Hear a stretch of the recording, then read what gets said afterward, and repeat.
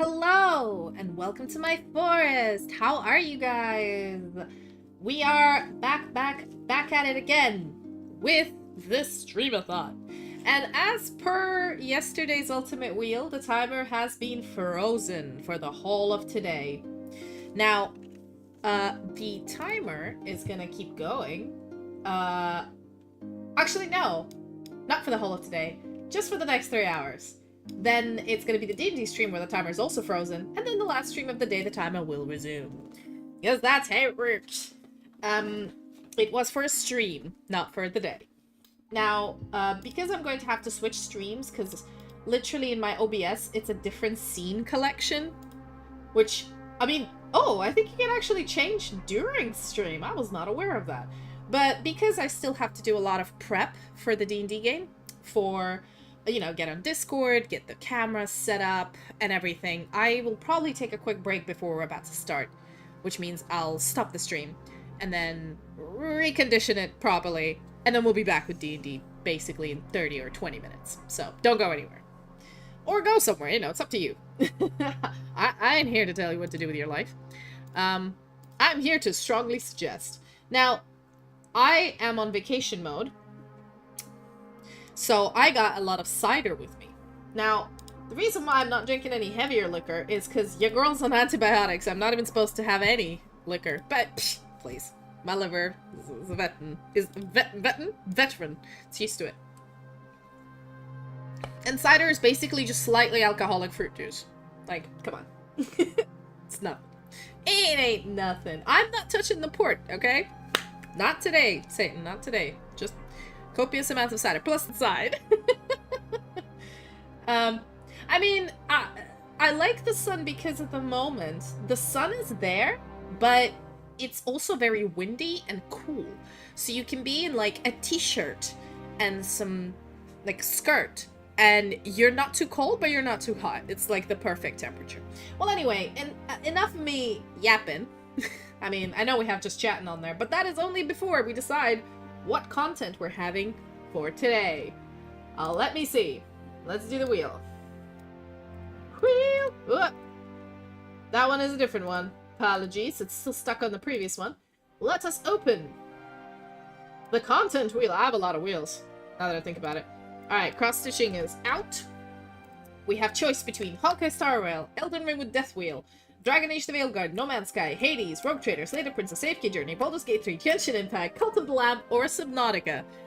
Fuck. That's a lot. So we have our choice. Oopsie daisy. Alright. What's it gonna be? What's it gonna be? What's it gonna be?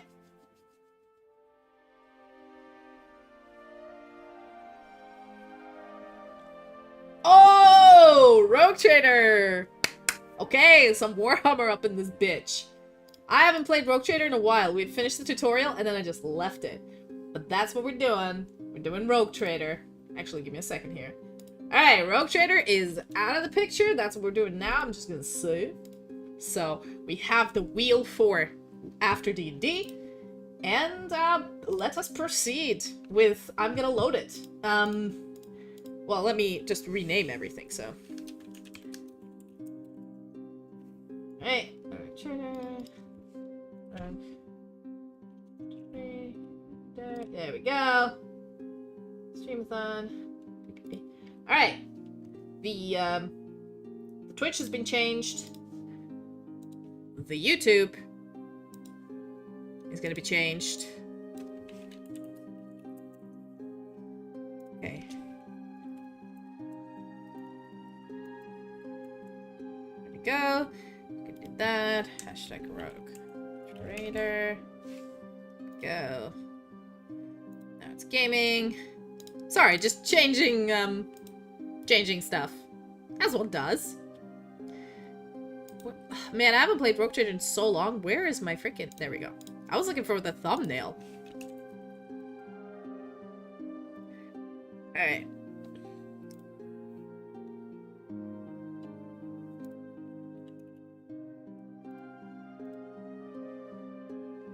Alright. Let me just quickly grab Wow, it has been a while. Last stream for Rogue Trader was... fucking when? Oh my god. That was... oh my god, September 2024. Jesus. That was a long time ago. Alright, let me copy that. Paste.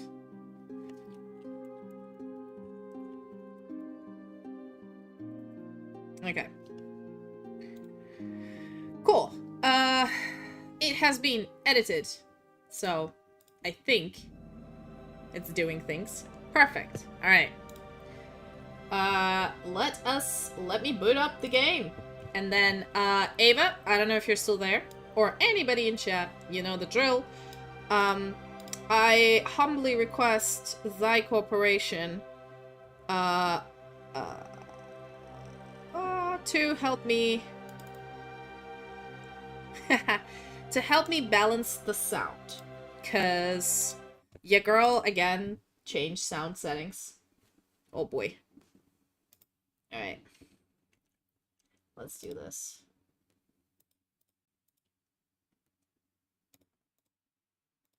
Yo, Warhammer.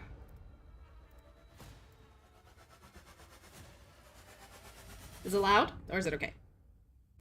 There we go. Also, if you want puppy cam, I have it. Yeah, it has been a while since I logged in. So, the game is like, yo, bitch. Welcome back. It's been ages. It's been forever, girl. What you up to? ID. Just checking my performance. Hey, Faye! Yes, Argenta is great. Should I use gamepad or keyboard? I'll use a keyboard. Why not? I do have a gamepad, but doesn't matter. So, we haven't played this game in, like, since September last year. Is this sound too loud? You have to tell me. Can you hear my voice over the sound of the game? Do you want me to lower it a little bit? How are you feeling? I need a ratio, okay? Ratio me, kiddos! Hi, it's been a while, Faye. We're running a Streamathon today. There's redeems and stuff. And a timer. Oh, wait, the timer's not here. Oh, no. That's death counter. It is. There we go. Sorry. Completely forgot the timer wasn't there. What do we think? How is the sound? Actually, let me see. Sound. There we go. Not gonna mute the music because the music is great. Awesome. If you can hear me over the game, we shall continue. Now, from what I remember last time, we've just survived the introduction. We've been told that by our boy, I forgot his name, but our right-hand man boy, that we're now the rogue trader and we have a lot of business to attend to. We've picked up tons of quests and then I logged off, and that was in September, so I need to kind of readjust myself to the game. All I remember is I was playing this, like, I think I was playing a bladedancer, the new DLC class. I'll need to look through my character and check again. We'll do a little recap, I think, and then we'll carry on. We got 3 hours to play this. All right. So, okay. Ooh. Is it C? Okay, there we go. Sylfania. We are, yes, our freaking love Abelard. Abelard is our bae. Now, we don't really have any other companions yet, so we have to deal with this annoying bint, but we're just gonna have to live with it. Alright, so we are bladedancer, which is a dope freaking thing. And I think my, I'm a little bit iconoclast, because, like, what I'm going with is that, I'm a rogue person. I'm not dogmatic. I know, I love him. I'm not dogmatic. I'm not all into the Imperium, because I think I'm from the, like, a Chaos world or something, or, like, Death world. Yes, I'm from a Death world. I'm used to, like, your Imperium Puritan bullshit ain't gonna work in here, okay? If I need to work with fucking psychers to survive, I will. If I have to stab a bitch, I'll stab a bitch. Neither I am a heretical. I don't believe in fucking chaos gods. No, thank you, bro. I've seen what chaos gods do to people. I'm all about profit, okay? I'm basically a pirate. I'm all about profit, I'm all about money. So if it's beneficial for me or my crew, I'm doing it. I don't care. That's kind of the way I've been playing her. And she has a Russian accent, so get ready for that nightmare. I don't remember getting any of these talents when I leveled up, but I think they work. I'll just have to figure it out later. But yes, I am Deathworld. I'm a crime lord. As one would make sense. I'm a pirate. Dangerous and resourceful. I prevailed in a bloody shadow war against the Void Pirates. So basically, I was like, oh, the Imperium ain't gonna help. The Church ain't gonna help. The Chaos Gods just want to fuck us. You know what? I'm taking this into my own hands. If you want to get it done, just like Thanos said, do it yourself. So I just crushed my way through and became the leader of my thing. And my darkest hour is in the beginning of my career as a pirate. I made a bad mistake by making a deal with the wrong people. And you know, this is why I don't like chaos, because I was like, yo, man, we're all reasonable here, right? Right? Right? And then these motherfuckers are like sacrificing to freaking Nurgle, birthing Nurgle babies, and just going completely insane. And I'm just sitting there like, yo, man, I thought we had a deal. Fuck your chaos gods. And so since then, not dealing with chaos, my dude. Well, as much as I can. And of course, it got me a bladedancer. I mean, as I said, I'm not very good with builds. What key to use for a banana and monkey? That's funny. I only just now read it. I'm sorry. Right. My reputation is 0 because I don't really left. Don't have a profit factor. I barely even started the game, so you haven't missed much. But this is how my bitch looks. I mean, this is the closest I could get to my actual look, but it'll do. Let's go. Alright, I think everybody's equipped with everything they need to be. Okay, so, I don't remember what to do. Where's the quest? Journal, J. There we go. Alright, so, my main quest is by Right of Blood. I think I've done most of it. I need to get the bridge. Oh no, I've done all of this. Oh yeah, lol. Edelthrad is fucking dead. My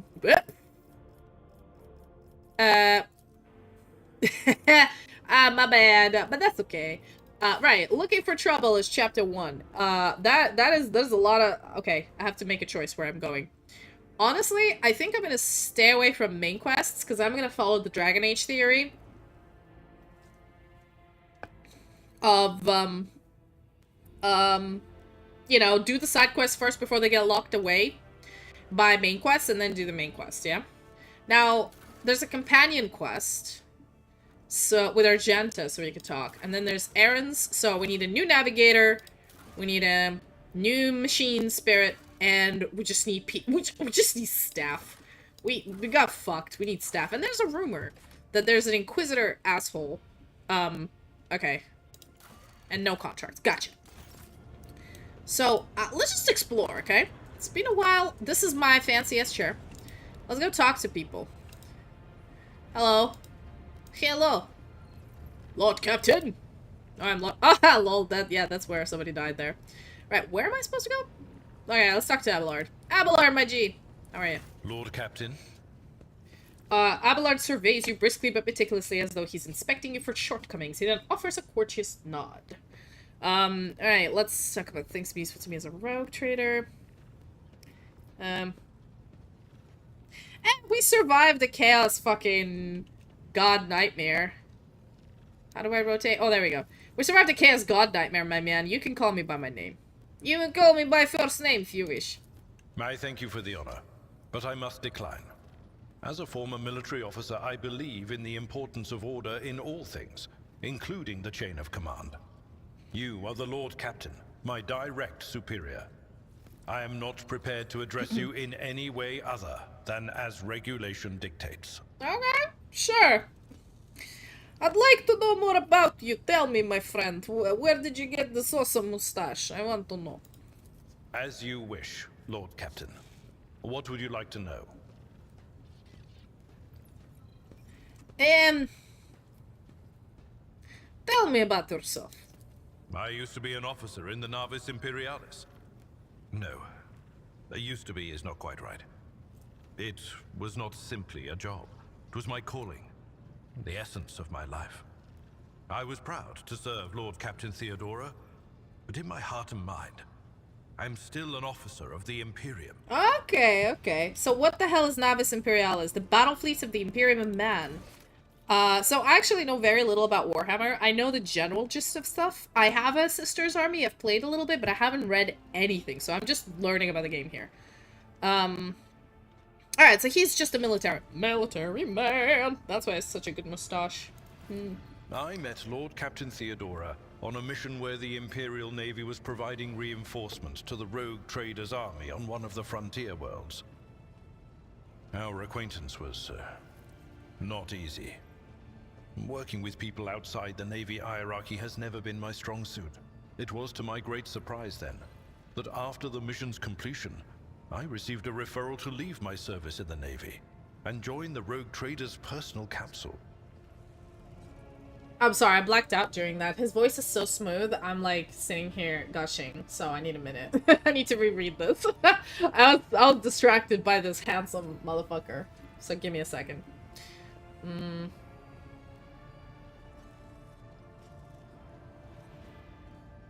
Okay, so you thought that you had a bit of a problem working with her, and then Theodora had a crush on you, so she invited. Got you. I got you, fam. No need to explain, my dude.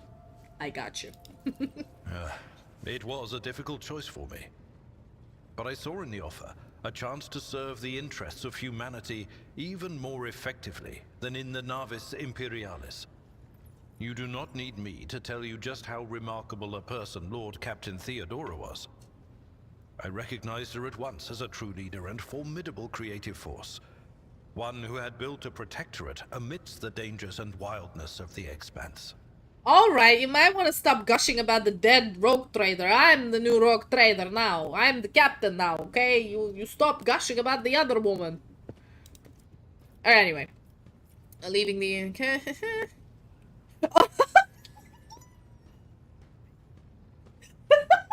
The way you talk about Theodora, I'm beginning to think you were in love with her. That is an option that I was literally just like... Some of these options are literally plucked from my fucking brain. The way you talk about Theodora, I think you have a crush, man. What? Lord Captain, any allegations of improper feelings or unsanctioned relations are utterly baseless and bordering on the insulting. Utterly baseless. Oh, the lady don't protest too much. Listen, if you protest like a girl, come on, stop being a blushing maiden. It's okay. You're my bro now. Don't worry about it. I'm gonna be your wingman. Or wing woman, sorry. Anyway, how'd you leave the fucking Navy, man? You could say there was no one among the naval command who was willing to impede the wishes of the rogue trader. To do so would be to risk their own position and their relationship with Theodora. Well, the Lord Captain possessed certain contacts in the Imperial Navy. Contacts which she used to request help during the conflict on the border world. And which enabled her to make me an offer that resulted in my joining her retinue.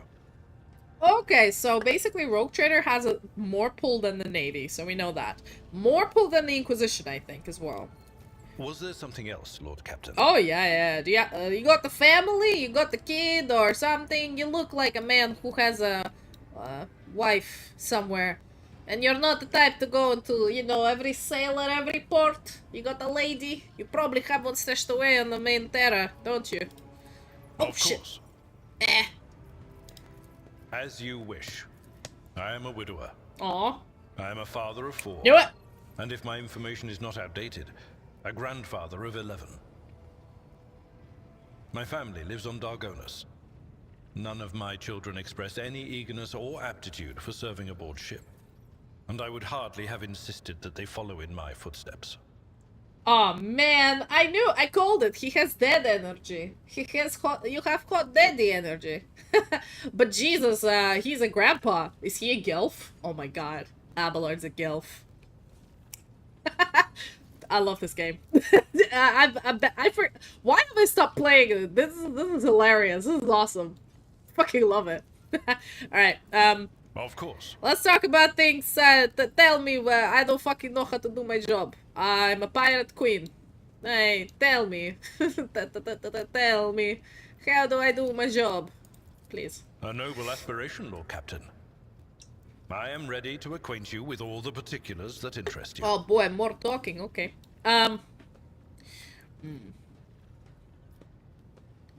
Okay, tell me the situation in this expense. What do I need to know? Give me, like you did before, give me cliff notes. I ain't reading all that.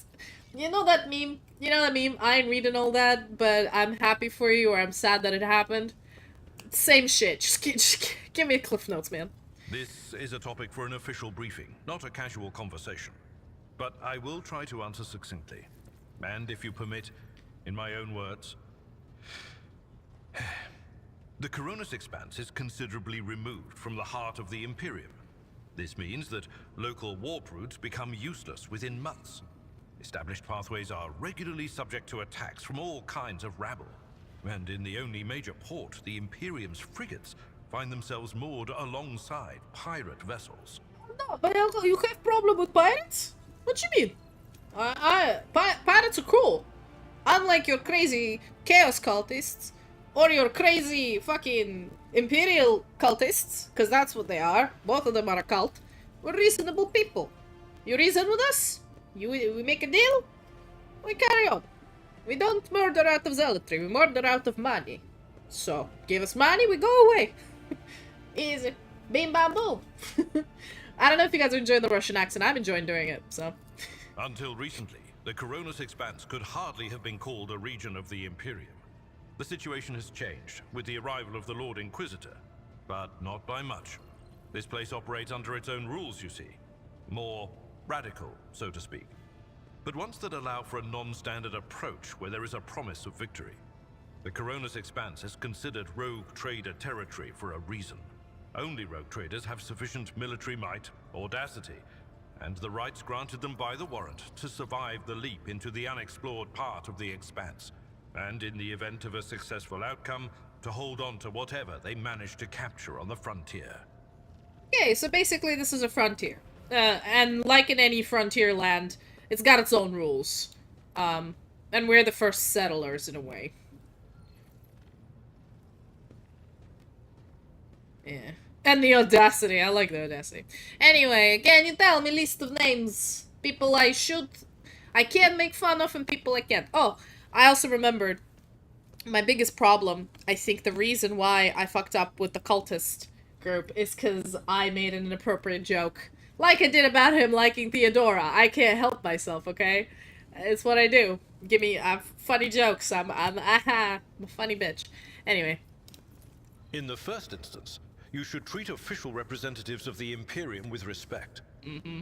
The Expanse may be on the fringes, but it still numbers among the territories of the Golden Throne. The arrival of the Lord Inquisitor has turned the Coronis Expanse into a less wild and uncontrolled region, to the regret of some individuals who had grown inured to the local lawlessness. I just opened up Thatcher's Blood Orange Cider. Let's see how tasty that is. An arcane cybernetic artifact that encases God Emperor's physical remains. And preserves them using stasis field. Ooh. Oh yeah, the whole Horus Heresy thing. You know, the only thing I know about it is that you never ask a person about Horus Heresy, because then that became a meme and that takes about 100 hours to explain. But anyway, cool, so I don't fuck with Lord Inquisitor. Rogue traders such as yourself are also servants of the Imperium. They have been accorded special rights and powers. They wield immense authority within their territory, and they enjoy absolute respect in other parts of the Expanse. The most powerful of them are Caligos Winterscale and Incendia Bastal Chorda. Tread carefully when dealing with either of them. Oh shit! There's two other rogue traders? Alright, Caligos? I'm sorry, what the fuck is the dragon from World of Warcraft doing here? Caligos? I thought you started rebuilding the Blue Dragonflight. The fuck? And I thought you were dating Jaina. What the hell are you doing? in space, being a rogue trader. Shit, Kalik, I didn't know that about you. Anyway, Incendio, I cannot pronounce that name. I'll just call you Cindy. That'll work. That'll piss her off. Cool. If we are to speak of unclaimed territory, which is what Footfall is, among the scum that dwells on that handful of asteroids, there are 3 factions that wield considerable influence in the sector. The first is the Kazbalika Mission, organized crime in its most primitive form. It holds sway over the Liege of Footfall, and has links to rogue trader Winterscale. The second faction is an offshoot of our shining ecclesiarchy, followers of St. Drusus. They are actively building their forces, and hold influence over rogue trader Chorda. And finally, the third faction, the Explorators, a wing of the Adeptus Mechanicus. They are willing to die and kill for the secrets of the ancient technological heresies that are hidden among the stars of the Coronis Expanse. Okay, babe, you just info dump me. Give me a second. So, Footfall, massive void port on the edge of Coronis Expanse. Okay, Footfall is a good port we need to go to. Cool. Gather new recruits. Intrigues. Okay, repair vessel. Right, so Kazbalika sounds like... I'm sorry, the house sounds like Hezbollah, which is... no. Oh boy. Anyway, chapter of the successful crime syndicate. Okay. Oh, but hey, the deals. Illicit goods for a cut of the profits. Ooh, Xena artifacts. Fuck yeah, give me loot. I'm a loot whore. Anyway, Drusians, followers, a legendary hero of Angevin Crusade who founded the Cossack sector in Imperium of Man. Drusians believe in continuing mankind's crusade, bringing new worlds into Imperium's fold. Asceticism, self-sacrifice, loyalty to the fuck, these guys gotta stick up their ass. Gotcha. I knew Kalik was hanging out with the cool people. Alright, Adeptus we know about that. Okay, so this is probably where we can get new recruits. Mostly probably from the Kazbalika. And then, the mechanical dude for our ship, right? Alright, can you tell me about fucking Conrad? You know, Lord Captain, I am no admirer of fine art. But when we next find ourselves in a civilized port, with time to spare, I will promptly find an artist and commission a portrait of the individual to whom you refer, with a hole between the eyes. Conrad Vtuber. That he committed his treachery and escaped with his life was an unforgivable oversight. I mean, bro, don't waste your money on a painting. Just shoot the bastard in real life. We both served Lord Captain Theodora for many years, and we never saw eye to eye. He was brash. He was never afraid of assuming responsibility, and he willingly took on difficult tasks. I am loath to admit it, but the Von Valacius Protectorate continues to reap the fruits of his labors to this day. His service always garnered my respect. But everything else about him made me want to wring the neck of that two-faced snake. If you are taking comfort in the thought that we will hear no more of Conrad, prepare to be disappointed. You thwarted his plans, his meticulously plotted and nurtured treachery.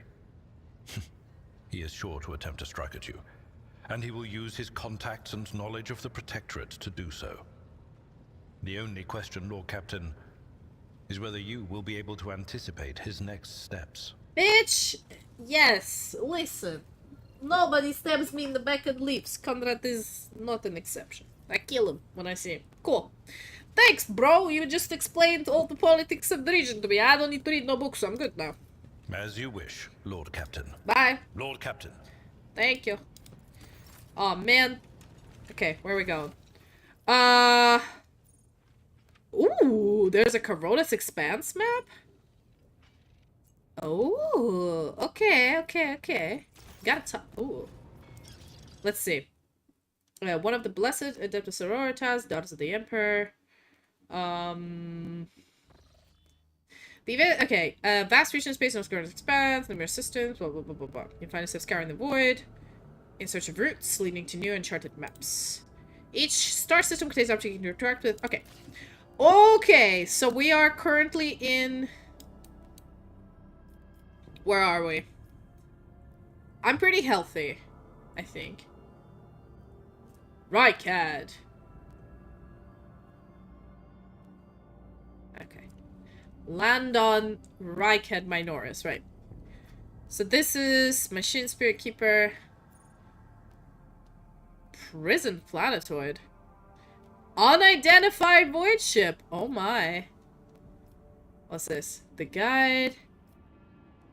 Where are we? Is this us? This is us. Alright, well. We need to figure out a way. I don't want to go anywhere yet, so. I'm gonna leave. Oh, how do I leave? How do I leave? Oh, there we go. Void ship now. Oh shit, you can deck out your void ship? Bitch. Oh my god. Girl. Damn. This is cool. Oh wow, okay. Supreme Commander. I believe that's me. Oh, okay. Persuasion, right? Ah, man, you're the commander. Okay, Master Cannoneer. That's gonna be Argenta, my girl. Is that Persuasion as well? Demolition.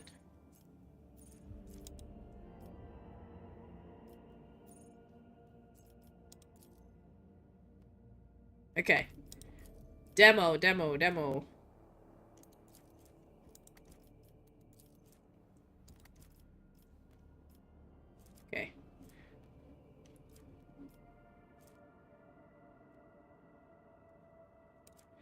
I think... Okay, you be the Canoness, my lady.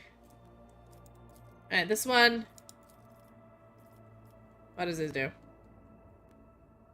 Okay. Shield Master. Ship's various technical systems. Canceled be me. Master of Maneuvers. Warp Channeler. Yeah, okay. Yeah, you do something useful, yeah? Master of Etherics. Yeah. I'll be Shield Master. Alright, cool. Solid. We have assigned. Cool shit. Right,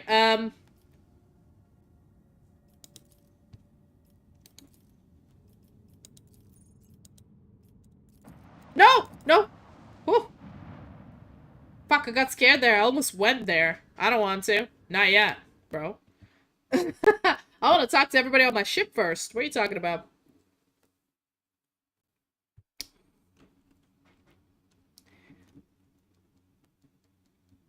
Let's investigate our fucking domicile before we go head out. What's the point of sending a ship somewhere if we don't know what's going on? Oh shit, I completely forgot to do something. Alright, there we go. I'll do it later. Doing break. Apologies. Okay, we got 22 minutes. Just give myself a warning so that I know when the ads are coming. Alright. Right, we saw this. Let's talk to Jocasta Sourback. Where the hell is she? Oh. There we go. What's up, ma'am? I know. Jocasta Sourback is the very picture of discipline. Her uniform is exquisitely pressed, her armor is polished, and her posture is imposing and rigid. The only flaw in her immaculate appearance is the heavy Enforcer's maul, which is worn and battered from frequent use. She salutes you with a practiced motion. Greetings, Lord Captain. Tell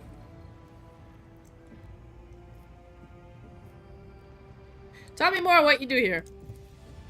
I'm ready to answer any questions, Lord Captain.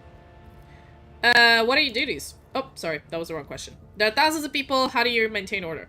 2 words, Lord Captain. Suppression and fear. The base nature of the rabble cries for an iron grip, lest they give in to their animal urges.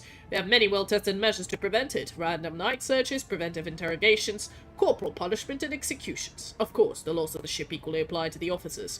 We eradicate the canker of the insubordination whenever we find it, without mercy. Damn, girl. You're looking...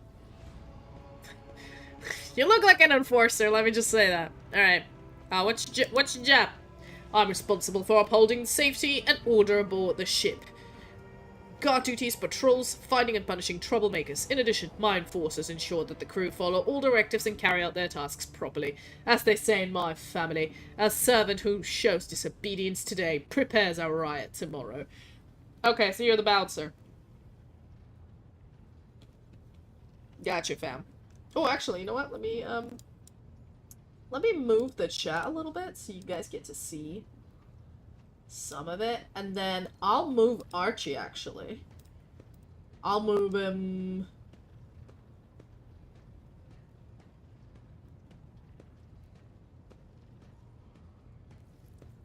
I guess I'll move him down here.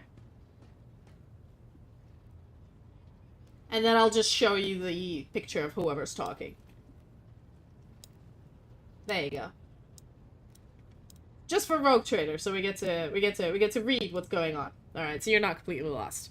Okay. Hope you will not repeat the mistakes of the previous Master-at-Arms. You can be sure of that. He was a fine enforcer, but suffered from the fatal flaw of trusting his associates. I myself lack that weakness, and trust no one except you, Lord Captain. Alright, stop kissing my ass. How'd you come by the Navy armor? I inherited it from the previous Master-at-Arms.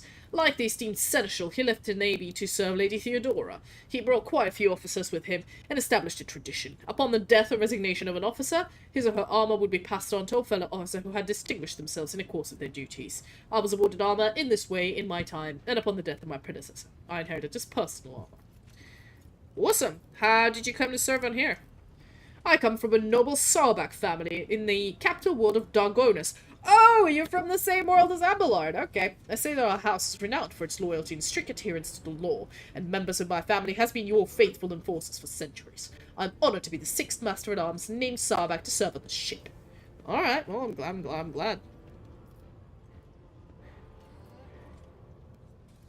I'm not- Hey, Dwarf Daddy, what's up? I'm playing some Rogue Trader now. I'm not gonna ask you- Listen, she seems like a woman who is dedicated to her job. I am not going to ask her why and she just being rich and famous and chill back in Dargonus, okay? I'm just gonna let you be. Asking opinion of me as Lord Captain? I'd be Lord Captain all of 5 minutes. I don't think she knows what's- Actually, yeah, fuck it, I'll ask. I would not dare forward opinions about your ladyship. That would be unforgivably brazen of me. My duty is to serve, not evaluate. What about the other officers? I do not trust them, but I do not trust anyone. Mistress Tollyman has too much power, and I will surely be tempted to start deciding for herself what information to share with the crew on your behalf, and what to withhold. Raver is closely intertwined with the ship's systems, which opens up plenty of opportunities for sabotage. He must be watched. As for Danrock, forgive me, but a man of his size and habits cannot help but steal. Well, I figured that out myself. Thanks. Thanks, ma'am. Proud to serve the dynasty. Alright. I'm just, investigating, you know, just looking around. Alright, let's see, ooh, Janris Danrock. Yeah, let's talk to her. Let's talk to Janris, and then we can go downstairs. Yeah. Oh.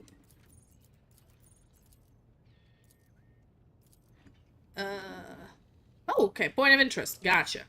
Let's figure out a point of interest. How you doing, dwarf? Okay. What's up, my dude? Ah, this fat fuck. Look at him. He looks like he steals. Anyway. The corpulent man in lavish clothes bow before you, not without difficulty. As Servo Skull whirs over his shoulder. Greetings, your ladyship. Janris Danrock, at your service. Remind me, what is it you do on my ship?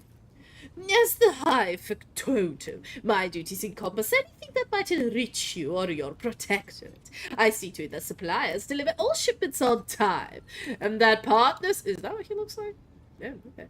And that partners, do not weasel out of their promises, and that all servants remember that the Emperor's grace can only be earned through toil for the good of the Von Valancius dynasty. I also make arrangements to ensure that our hold receives less than thorough inspections by port custom officers. Tax evasion! Sorry.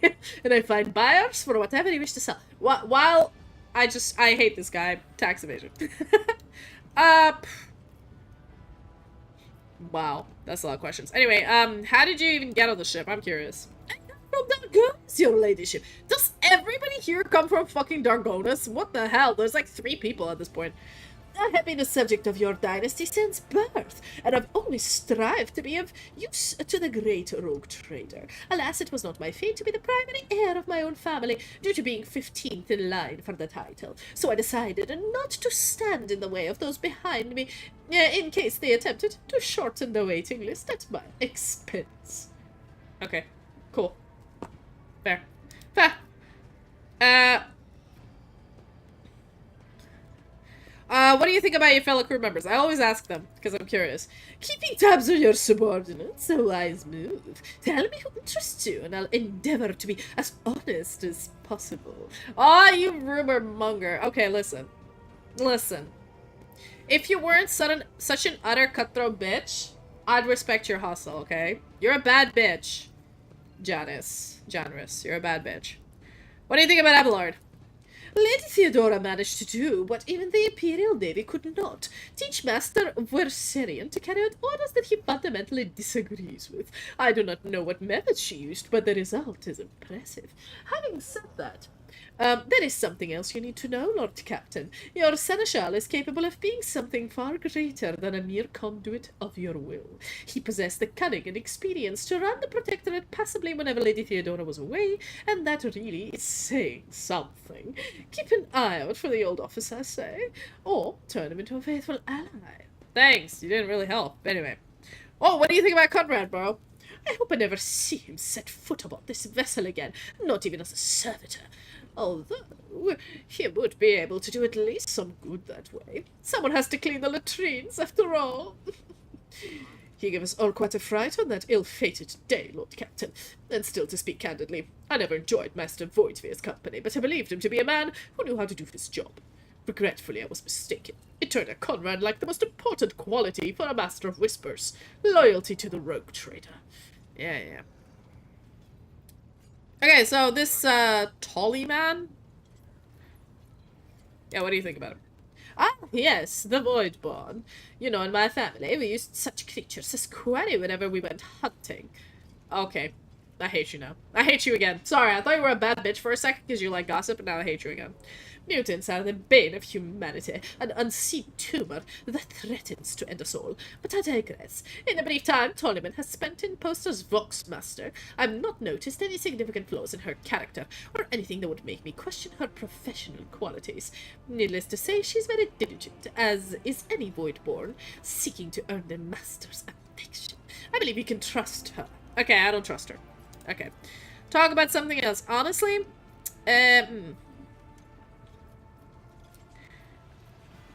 Alright, tell me of the people who buy our ship. Of course, Lord Captain. Who interests you exactly? We must often deal with the followers of St. Drusus, the Explorator, the Casbalica mission, or the Emperor, forgive us, the Fellowship of the Void. Oh dear. Alright, yeah, I'm curious what the religious nuts want from us. The Drusians still hope to bring the Coronis expanse into the warm embrace of the faith, just as their flock hopes to receive the aid of the Drusian missionaries. Each crate of food, shipment of clothes, or box of medicine marked with your seal is a sign the rogue trader herself believes in the sect's future success. Reverend Hieronymus is the first among the Drusians, and is most often seen Footfall's Grand Atrium. A gloomy fellow, but some almost believe him to be a saint. Alright. Fuck are the Explorators. Members of the Explorator Cognizance Fleet, which has been roaming the Coronis Expanse for a good while now. Omnissiah knows that they are hoping to find, but their acolytes regularly show up in inhabited worlds, seeking bits of sacred knowledge, tracking down mechanical relics, and sniffing out Xeno artifacts, if truth be told. They want to save the ignorant rabble from corruption. Tech priest named Opticon22 does business with us. Okay, gotcha. Who the hell are the Casbalica mission? They sound crazy. Masters of the cold trade, immoral criminals, and notorious crooks to the last man. The mission is but one branch of this mafia gang that's taken root in the Calixix sector. You can do business with them as long as you take the necessary precautions. They're led by Vladimir Tokara, who recently appointed himself Liege of Footfall. Of course, he's a trusted ally of rock trader Winterscale, but he will not refuse you. Another of the Emperor's anointed. If you wish to speak to Vladimir, look for him in the Liege. Okay, yeah, no, I wish to speak to Vladimir. What the fuck is the Fellowship of the Void, man? Ugh, a pompous name, is it not? In truth, they are a gang of pirates who are forever scrambling over loot and territory. However, some of their little flotillas need supplies, or can take awkward cargo off our hands without asking questions. Of course, there is always risk that these scoundrels will change their mind and attempt to board us instead, but so far, macro cannons have managed to keep them in line. They say Riza speaks for the Fellowship behalf. Okay, so they're just like proper pirates. Gotcha. Why are we giving our spoils to these people in the first place? To profit from them, of course.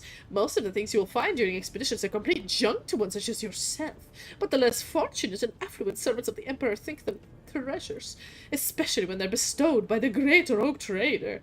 Yep. Alright. I don't want to talk about anything else, but I do need more people.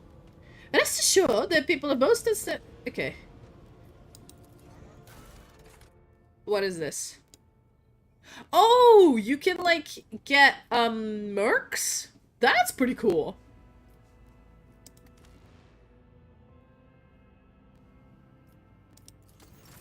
Oh, bro, you can get mercs from this dude. That's really nice. My Metsu now in need of training. Spotting chamber at once. What does this do? Oh, I can reset. Oh, gotcha. Okay, so you're a useful fucker. Okay. Alright, I'll come back later. Thanks, bro. We're ready for orders. What do you want, ma'am?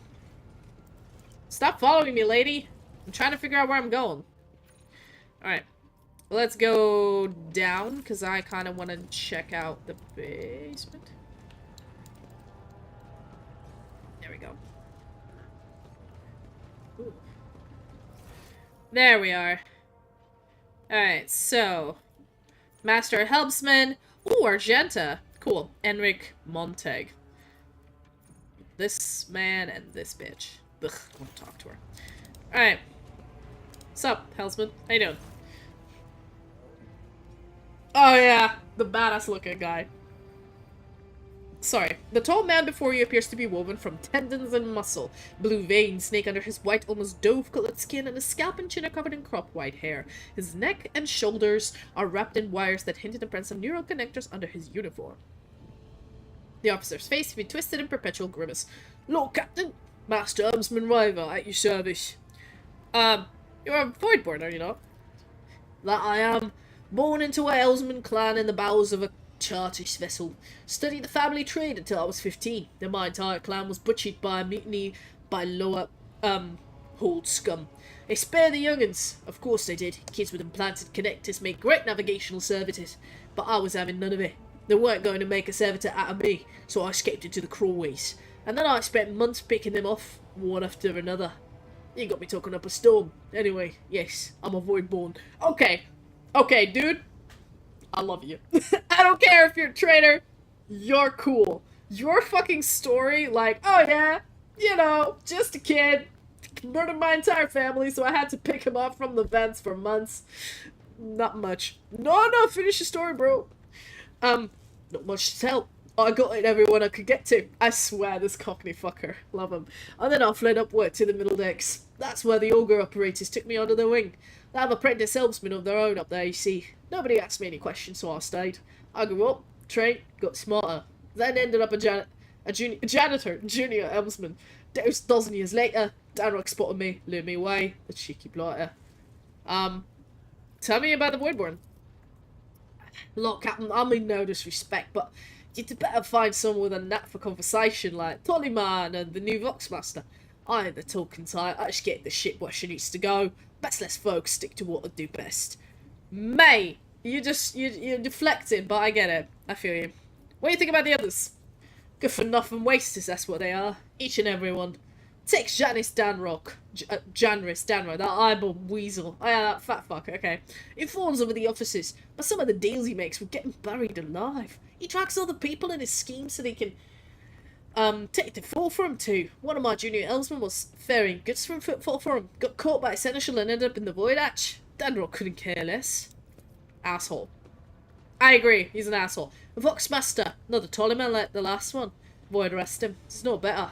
She got off half the Vox channels on the day she took up her post. Said the Vox systems were damaged and the engineering had no contact.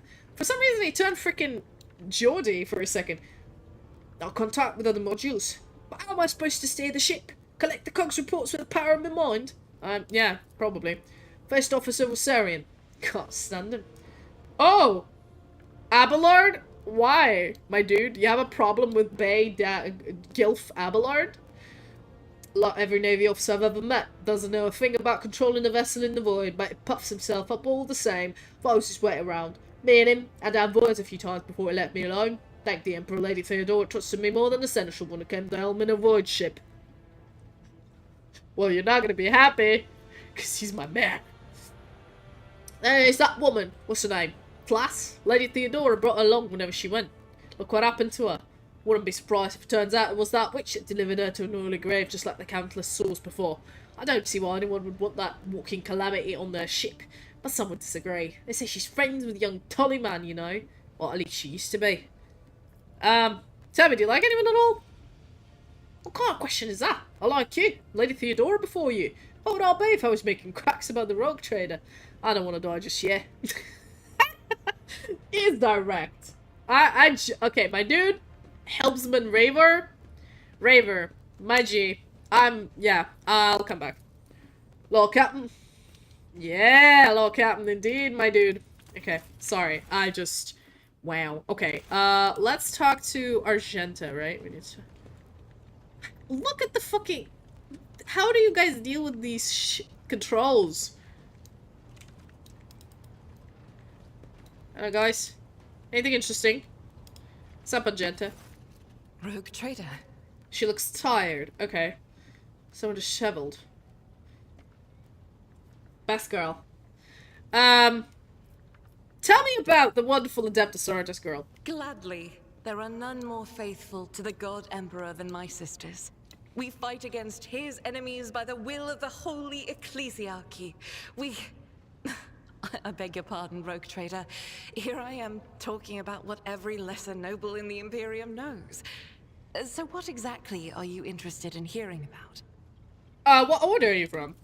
Once I had completed my novitiate, I was sent to the Calixian branch of the Order of Our Martyred Lady, assigned to the Order's Pronatus. The Order's mission is vital and noble. The Sisters Pronatus protect great relics of the Imperium. We guard them, preserve them, escort them when they are brought onto the battlefield or presented for pilgrims to venerate. I know, she's a young zealot. Which is perfect, with a flavor. And we seek out the relics that have been lost. Neither a coven of heretics, nor the most wicked death world can deter Sisters Pronatus when their goal is to return a piece of the great legacy of the Imperium into the hands of the faithful. Oh yeah, look, lore Imperium succeeded. Thank you. The Order Pronatus is not one of the militant orders, and yet you're a trained fighter. Don't let the name deceive you. The Order's militant trains sisters to march onto the battlefield as an army. That does not make sisters who belong to the non-militant orders timid and helpless. Both the solace-bringing Sisters Hospitaller and the enlightened Sisters Dialogus know how to greet enemies of humanity. Their dialogue with heretics is usually quite short, with the last word being a bolter discharge. Bullet to the face. Yep.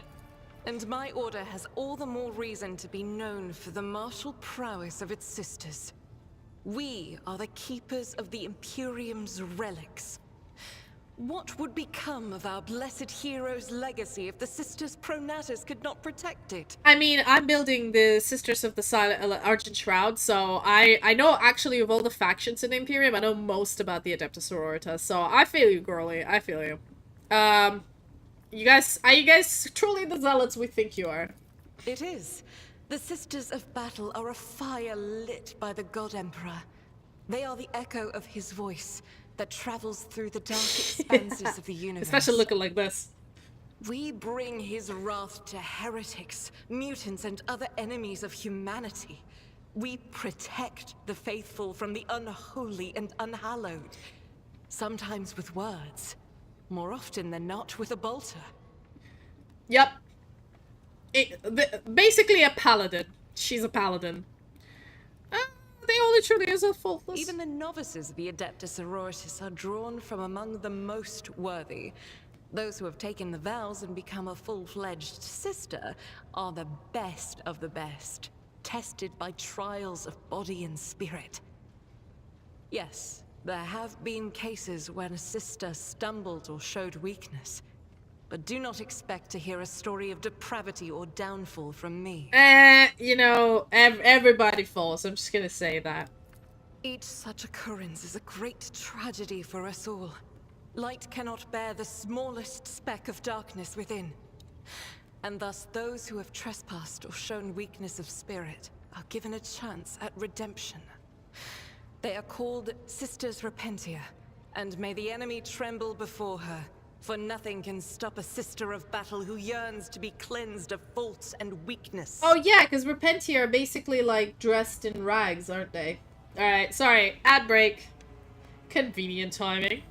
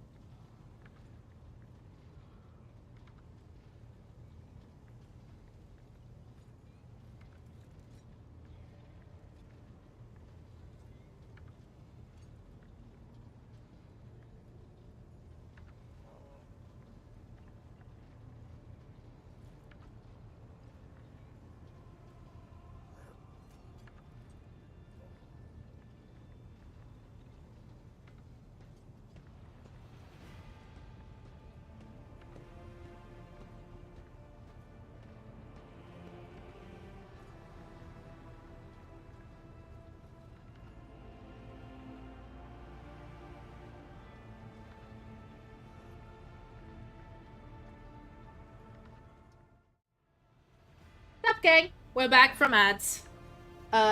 Just thought, as usual, I'd do an ad break. Oh god. 55 minutes. So where? Gives me a little beep boop. There we go. Cool. Let's carry on, shall we? Wearing nothing but robes, no armor, eviscerator in hand. Those sisters who have once faltered find repentance on the battlefield. Their lives are seldom long, but a death in the name of purgation is a better fate than to live with a shadow in one's soul. Okay, cool. So if you fuck up, you're basically sent to die on the battlefield naked with a chainsaw. I feel you. Actually, those, like, in an army, their sisters Repentia are literally glass cannons. They're terrifying, but they're easy to destroy. Yeah, what the hell are you doing here, man? The Order sent me to Footfall. My undertaking was to assist the local priesthood of Drusians in caring for a sacred reliquary that had been there since the time of Pastor Mr. Wayne, the station's founder. Oh yeah, the fucking zealots. Any other Adeptus Sortus girlies here? None that I'm aware of, but the Sisterhood's orders are many, and can operate independently of one another, sending their sisters wherever their presence is needed as deemed by the Ecclesiarchy.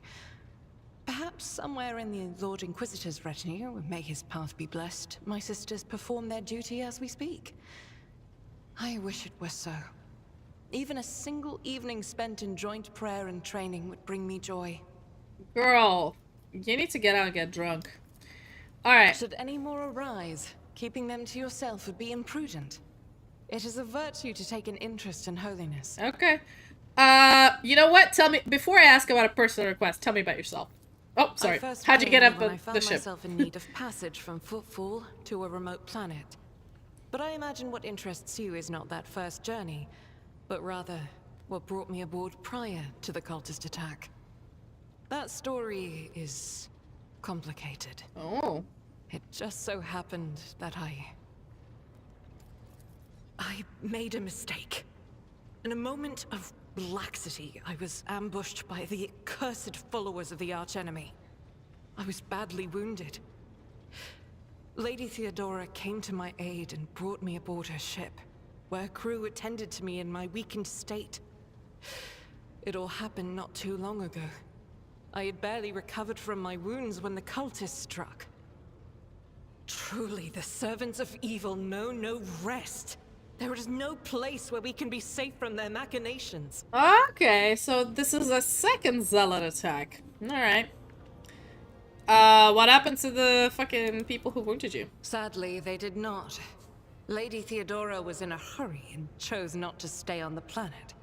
Her people took me to a ship while I was unconscious, and when I came to my senses, we were already flying away.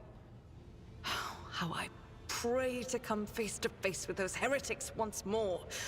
And it's bound to happen someday. Where did this happen? On one of the recently discovered planets in the Expanse. No one suspected that it had already been tainted by the filth of heresy. Filth of Had I known it beforehand, of course I would have been on my guard. Oh, of course. I mean, we could go to that planet and deal with them.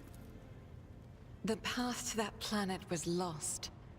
All the knowledge is gone, along with the previous navigator. It would take immense effort and resources to rediscover the route. The heir to the von Valanci's protectorate must have plenty of other issues to deal with right now. Perhaps later, when the skies above our heads have cleared. Alright. Was it difficult for you to accept you made a mistake? You seem really pressed about it. It happens even to the best of us. My mistakes are my burden to bear. I'll find a way to atone for them. Yeah, just don't join the Repentia, okay? As you wish. Tell me about yourself. I'm actually curious, girl. About me? I am the Emperor's daughter and his servant. What else is there to tell about me? Alright. Why are you still hanging out with me? The ship was targeted by heretics, which means that my presence here and the assistance I provide to you are my sacred duty.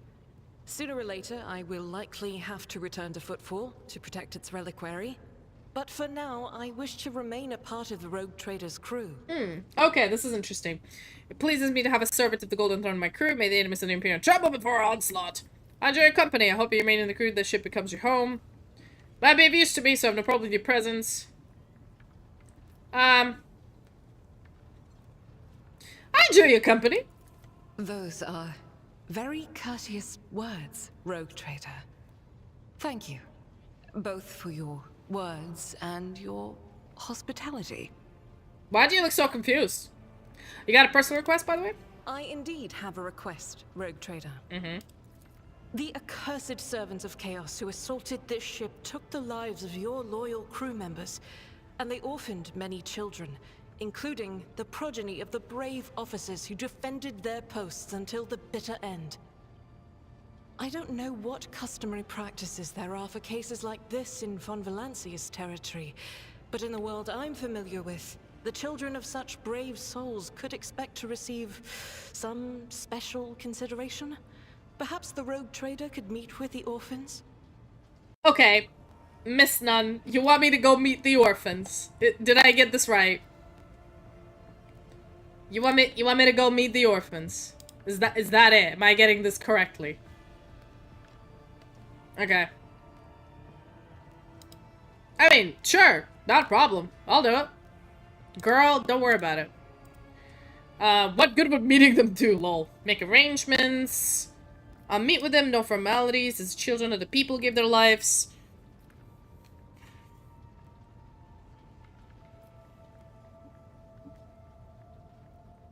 Why would I? Do you wish to fill these children's heads with the illusion that the world and its rulers care about them? I'll have no part in this. I mean, okay, so the way I would definitely like to meet with kids, because actually I don't mind kids. I'm alright.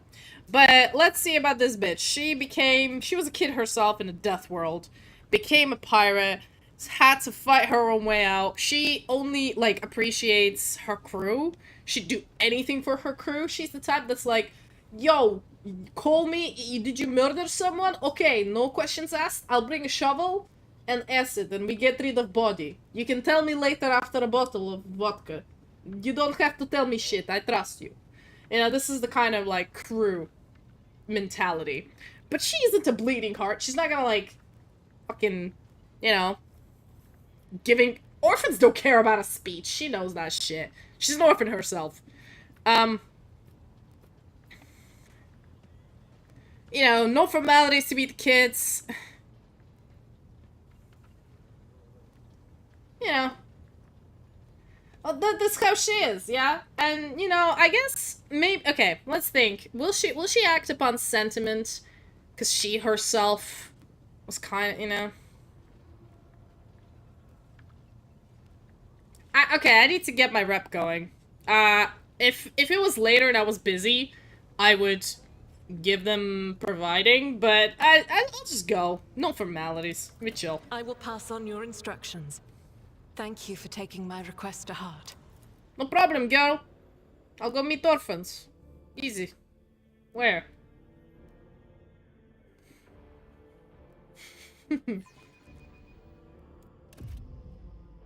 Oh, we're meeting the orphans now? Okay, look at this.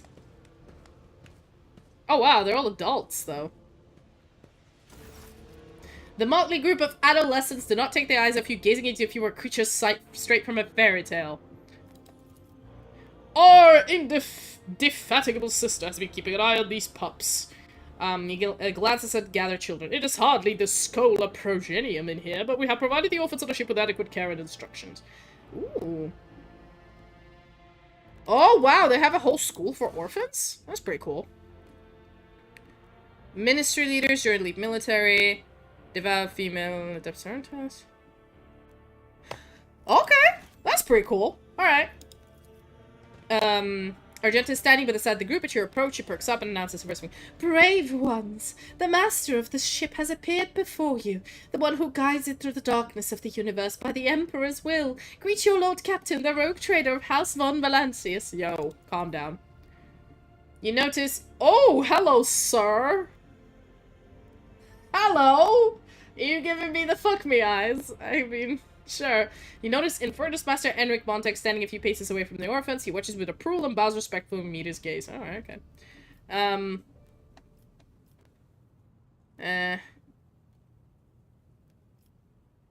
Okay. That is asshole move. Give them treats and escort them to their homes. I believe a minute of beholding the Lord Captain is a great enough honor for them. I mean, I'm all about the people, so. Yeah, I want to ask. What's up?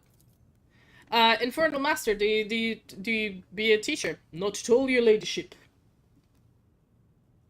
I mean, look at him. Look at him.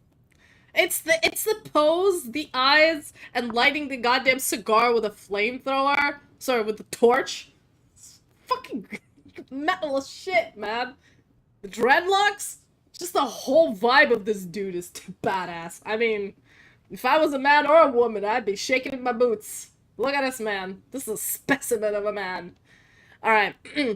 No, not at all, your ladyship. I'm just looking out for them. It's the infernus way to help folks in trouble.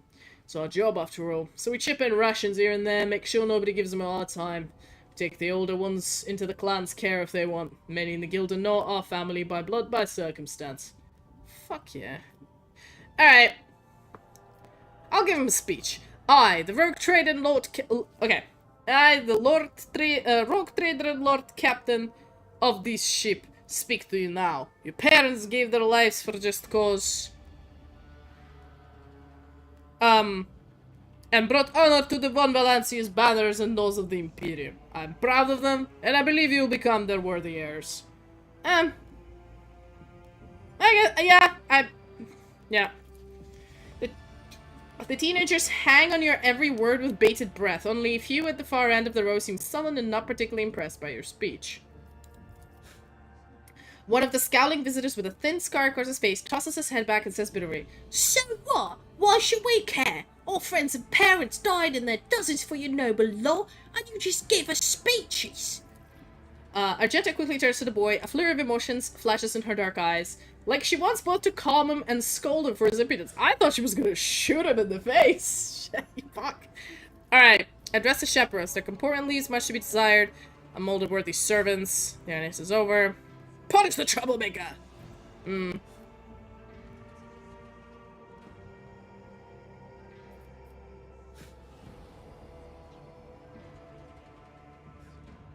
know what? I'm a Democrat, okay?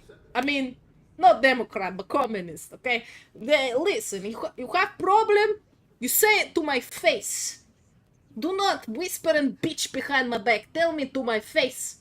And if you have problem, we fight. I beat your ass. You listen to me, okay? The boy smiles grimly. It doesn't matter what we say. It won't bring our parents back. And it won't change our fates either. We'll keep slaving away on this ship until we drop and die like our folks. Or worse. Alright, I gotta read this because before I choose one.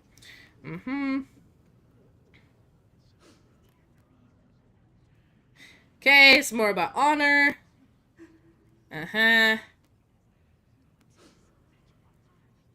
Okay, then there's like, heretics, I fought and I did everything I could, but you can strive to do what's within your power.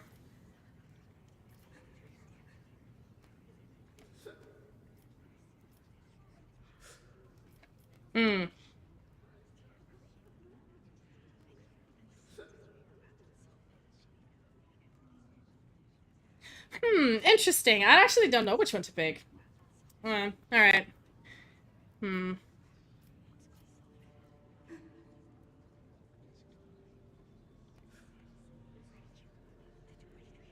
I think I wouldn't be like...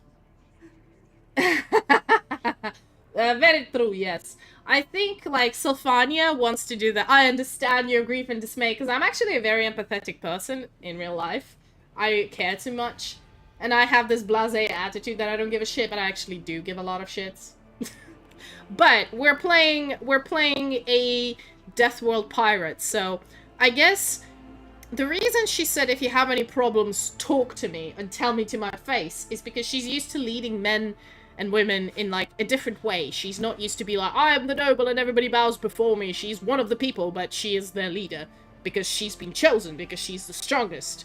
And so, you know, the whole idea, no one can be war without losses, is bullshit, right? The whole idea of do not speak of the honorable fate of death is bullshit. I like this answer. The strong have the power to decide the fate of others. The weak either obey or die. If you seek a different lot in life, boy, save your rumbling and look for an opportunity to rise above the rest.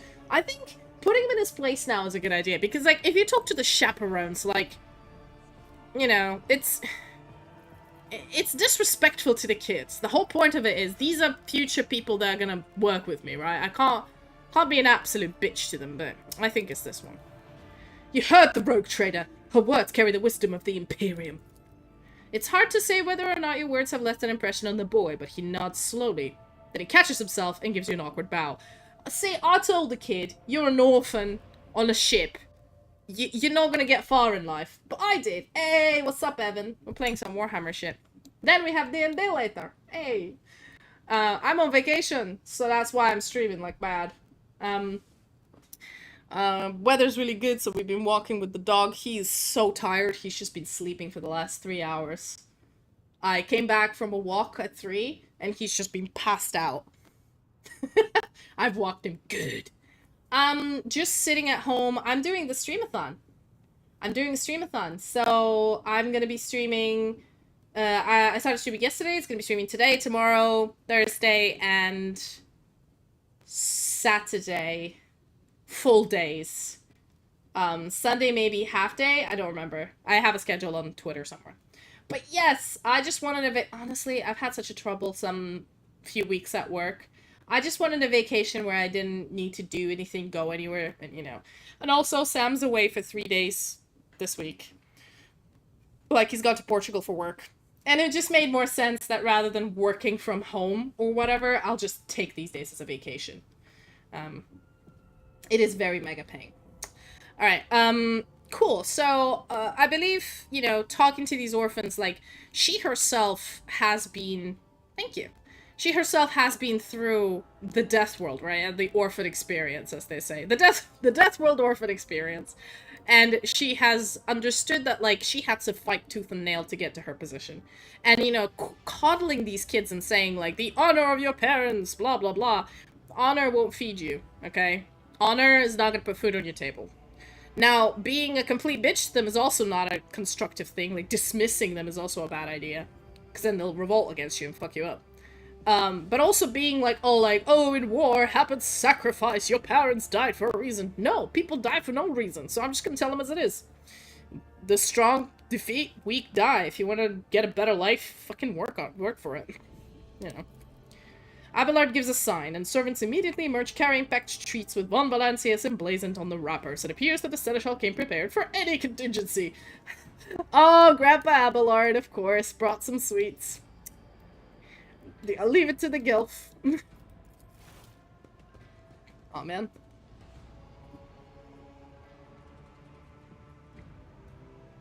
Wait, are they just throwing sweets in the air? Argenta rubs her temple pensively. She smiles and offers a few more words of encouragement, then leaves the bay. Alright.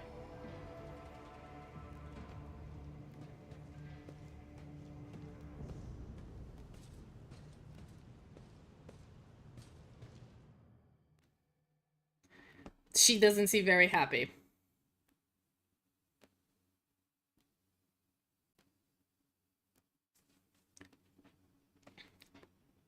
How about you? How you been doing, Evan? How's everything?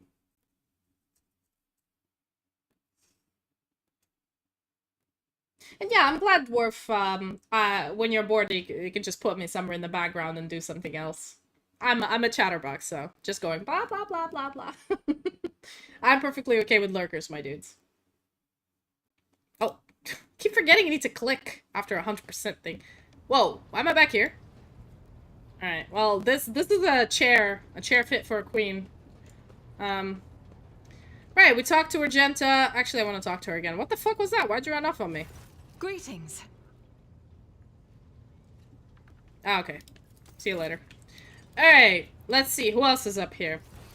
We got Enric. Yeah, boy. Mr. Montag. Hello. The Infernus Master. Mwah. Beautiful. Nonchalantly lights an echo stick from a thermal cutter and spreads his arms in a welcome gesture. Enric Montag at your service. He smells of cinders and echo. What the heck is echo? Recreational stimulant. Is he lighting a doobie? Is he fucking lighting a doobie? Man!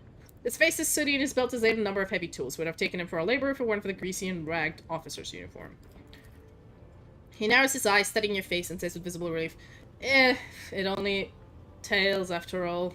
You just don't look like a bringer of woes to me. What was that?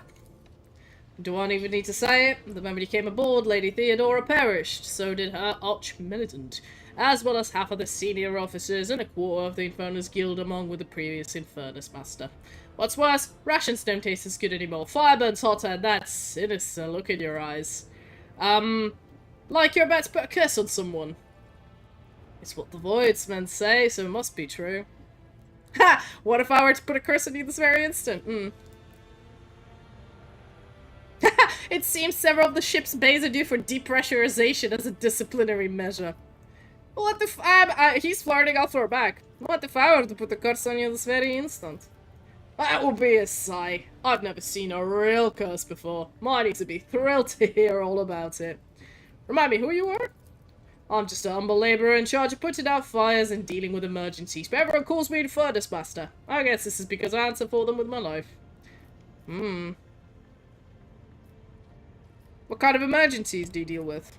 Oh, there are many. Accidents due to external factors, hits from enemy guns, collisions with hollow objects.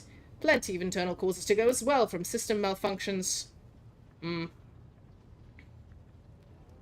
Yeah, okay. Other questions, young sir.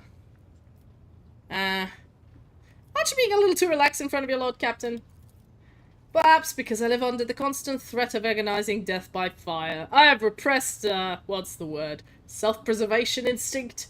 Or maybe I just relish every minute I get to breathe whole smoke instead of cinders. I humbly apologize for my manners. No, it's fine.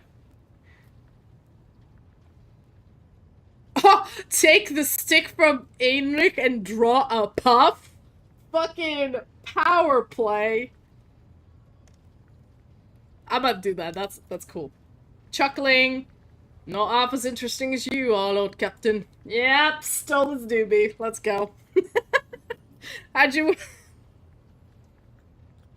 Oh my god. He's stealing people's doobies. What's going on? What is this game? I feel like the troll option is so much fun. Every time. I just don't give a shit. I'll do it. I'm the rogue trader. Nobody can tell shit to me, yeah? How'd you start working here? Not the usual way. My ancestors wronged yours and were appointed Inferni as a result. Hard labour, deadly risks, plenty of opportunities to atone. Those criminals have been dead for generations, but we're still serving their time. Maybe we will find redemption one day. Alright. What about the guild? What interests you the most? Our duty, state-of-the-art equipment, or traditions? What traditions? We have plenty of those, like the reminders. Rolls up a sleeve, tattoo, inscribed over a bird When you survive a particularly hopeless accident, you get a tattoo on your scar. You can always tell an experienced Infernus by their ink. It's like a badge of honor of sorts. How's the guild organized? The Infernus service is split into different brigades according to duties. The heart of the guild are, of course, the liquidators. Though tough guys, nerves of steel, put up fires, pull people from the flames. Repairmen dealing with problems like jammed doors, fuel leaks, broken vents. Okay, so he's basically the handyman. The handyman of the ship. Gotcha. Tell me how you got your reminders. He points to a tattoo on his right forearm. This one's from the time plasma leaked from the outer aft circuit. Imagine yourself clinging to the hull outside, thermal cutter in one hand, magnetic clamp in the other. Azure flames burst from the breach, the kind that can incinerate you in a second. All that separates you from death is a flimsy rope and a voice more ancient than holy terror. And yet the price I paid was nothing compared to my comrades. Oh, he just lost a few fingers. Okay. Cool.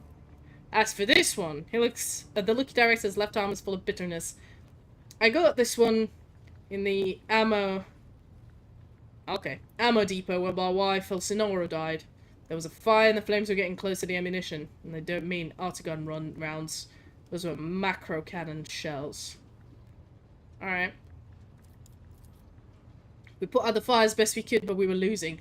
Suddenly, Elsie took my hand, kissed me, and then ran straight into the blaze and activated the emergency blast door. We stayed outside, where she vented the compartment. It was quite a story. Fucking hell! Sorry for your loss, mate. Alright, thanks for the chat. That was interesting. I stole it, now I have a doobie. Fuck yeah. Alright, I love, like, talking to... fucking... Alright, let's go talk to... Letard Forius. Mr. Retard Forius. Where is he? How you doing?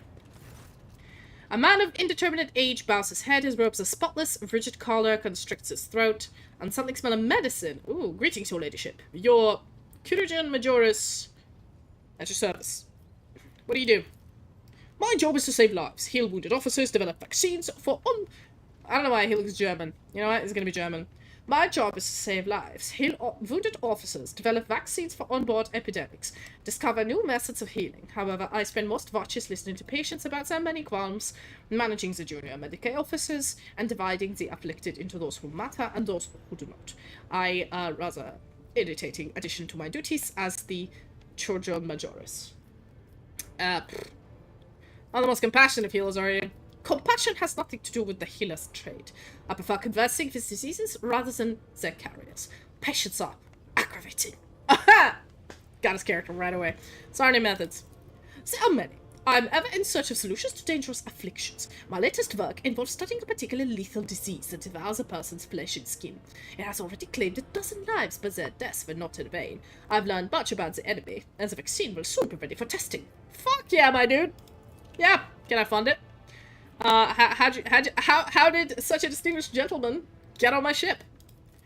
I was the master healer on a world that belongs to the Corda dynasty. I have managed to cure someone who was considered doomed. Not because of their illness, but because a certain self-important priest has tried to cure them with prayer and failed. After I put them to shame, he started spreading rumors that I owed my skill to the influence of ruinous powers. Of course it's the fucking clergy. Like, you're a doctor, right? You're like, yo, the plague comes from rats. Let's kill all the rats and, like, keep people apart. And then the priests are like, abomination! You know, fuck you. Fuck you, fat-ass bitch. I sought refuge under Lady Theodora, who expressed an appreciation for my talents and welcomed me and my family on her ship. Are the customs of Corda worlds truly so uncompromising and blind to reason? Who teach a man to read, you raise a bright heretic. I believe it was one of the favorite local sayings. As for the demonstrating the superiority of knowledge over the advice of holy ecclesiastics, well, that kind of defiance was sure to put my life at risk. Oh, lol, you teach a man to read, you raise a bright heretic. Fucking backwater religious... Naturally, House Corda still has need of people like me, educated and capable of intellectual thought. However, anyone who is permitted to learn does so under strict supervision. I've heard Lady Incendia's ship has a dedicated compartment for sages and keepers of knowledge that more resembles a prison than a librarian. Faith can work miracle. Nah, fuck that. It was rather careless of you to get involved in that case. I would not have become a chirurgeon. Is that like surgeon? Alright. If I was afraid of death. It's an avoidable side effect of my profession. Alright, let's chat about something else. As a crew health, are you interested in a general report of the ship as a whole, or hearing about how your immediate subordinates are faring? General report. I'm currently not aware of any epidemics or other large-scale threats to the lives of the crew, or anything more serious than normal at least. Minor outbreaks are part of the natural decline process. Medicare occupied with treating both industrial and combat injuries. Okay, cool. Any dirt on my senior officers? You gotta tell me. I need to know, okay? I need to know. Not because I like information, because information's power, so tell me. The Master Hellsman's headaches caused by his faulty implants. Ooh. The High Factorum's occasional indigestion, yeah, the fat fuck. The Master adds combat wounds that can hardly be considered life-threatening. Valid cases that I'm obligated to manage as a I'll just call it surgeon. Surgeon Majoris. At least the Infernus Master does not waste my time and simply comes to pick up ointments for his burns. He's like, you people, I just want to study fucking microbiology afflictions. Why do I have to cure all of these assholes? Man, I respect him. I like him. I respect him. Wish to be him. Right, I need to talk to the Vox Master. Where is she? There she is. This creepy bitch.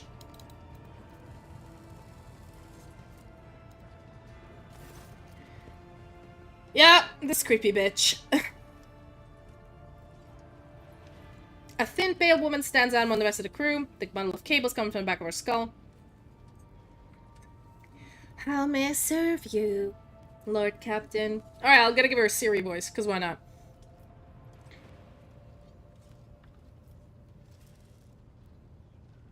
Alright. Who the hell are you? Voxmaster Octavius Victus Suriata of the Ptoleman dynasty, the current Voxmaster, serving aboard your vessel. In accordance with the seneschal orders, I assumed this duty immediately upon the demise of the esteemed Voxmaster Septimus, who was my grandfather. What do you do? I am the ears and the voice of this void ship.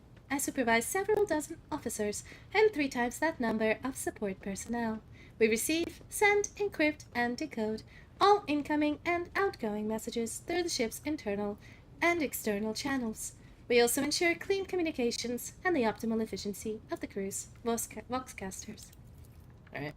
If you ever want to know what worries and concerns your crew are harboring, what your subjects are whispering about in local networks after their watches, and what their leaders are clamoring about over shortwave vox transmissions, just come and see me. I will satisfy your curiosity.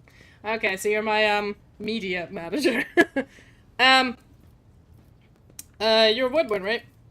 My appearance comes from my heritage, generation after generation of people who spend their entire lives in the depths of this void ship. Neither we nor our ancestors have ever left our home, but the same can be said about many denizens of the Imperium's million worlds. We are used to the silence of the cosmos and the voices of the ship. There are thousands of us, but we dwell far from the Lord Captain's upper deck and remain unseen. We are the Voidborn. Where does it come from? Because we are the children born in the void between the stars, be it the womb of a traveling vessel, an orbital satellite, or a forgotten asteroid station. Low gravity, voyages through the warp, and the countless dangers of space travel. Everything else hate and dread is second nature to us. Oh, so you're belters. You know in the Expanse they have the belters? Cool. How do others on the ship treat you? We look, speak, and move differently from the inhabitants of the planetary worlds. Our way of life, traditions, and quirks frighten these people, just like the darkness of the cosmos. Many believe us to be the bringers of ill fortune, and alas, it is the Voidborn who get the blame for terrible warp phenomena during longer voyages. Sorry, my handle was, like, loose. I'm just wrapping it up. And she hesitates before continuing. Several years ago, an unfortunate warp jump caused all the food on board to spoil. 15 days later, a hungry and furious crew nearly massacred everyone on the lower decks, blaming us for the misfortune and hoping to restock the larders with our flesh. I would have been killed during the mutiny had Idir at last not shown up the right place at the right time. She came to my rescue, and scoundrels' fear of her was even greater than their fear of the Voidborn. Holy shit! There was cannibalism on the ship? Crazy. Alright. Looks like you're close friends with Adira. The Voidborn seldom make friends, especially among the captain's entourage. But you see, many consider Adira to be different. I'm different too. We have spent plenty of time in each other's company, discussing regicide over a glass of amasek. Oh, when I heard regicide, I was like, wait, murder of the Imperium? Oh, it's a game. Okay. Nice. Girl. Okay. Except Adira changed after one incident, and we started to drift apart. The death of Lord Captain Theodore made her withdraw even more. Alright. Interpreting the Vox Bastis motion based on half a face and a Vox bundle of voice is no easy task, but you managed to catch the undercurrent in Victus's words. She's not very saddened by the rift, she's devastated. Oh, okay, well, I gotta make... Nah. We're fine. We're fine. They're not haunted. They're great. Anyway, I need to make she and Adira, I need to get the girlfriends together. How the Voidborn doing? To us, the groans, creaks, and murmurs of the ship sound the way babbling brooks and singing birds do to world dwellers. We hear the ship breathe, know what it is feeling and thinking. We are part of the ship, just like it is part of us. We perform numerous functions, and there are many officers among our number. Some maintain order and prevent mutiny. Others serve as shepherds and support the crew, and some devote themselves to mending the body and spirit of the vessel. Alright. Most of the Void Board are members of large void ship dynasties that bear responsibility for a certain aspect of the ship's life. For 300 years, the main branch of the Tollyman dynasty has produced the ship's Vox Masters, and most of our subordinates come from the cadet houses of the dynasty. Alright. Have you ever left a ship? Oh, I did once, and it was dreadful. It felt like the massive blue dome overhead would shatter at any moment and fall, and my bones would be crushed by the gravity. The ship is my home, Lord Captain, and I would not trade it even for the bounty of 100 worlds. Yeah, she's a welter. No, okay. Any interesting rumors? Forgive me, Lord Captain. I have no information that would be of interest to you at this moment. Alright, I wish to bolster morale of my crew. Voxmaster nods obediently. Okay, it is done, Lord Captain. Oh, gain experience again. You address the crew with a rousing speech and hear your voice roll through the ship, reaching into the normally quiet corners of the vessel. Hey! Nice. I live to serve. You do live to serve me. Alright, I want to talk to... this Idira. There we go. Gotta get the girls together. Gotta get the girl squad going. I know it's a lot of talking, but we spent a whole, like, last episode... Why is the clown face not working? Oh, hold on. I don't know why it's borking. Let me do it again. Might be a bit of a delay. There we go. Apologies. Where's the Dira? Oh, okay.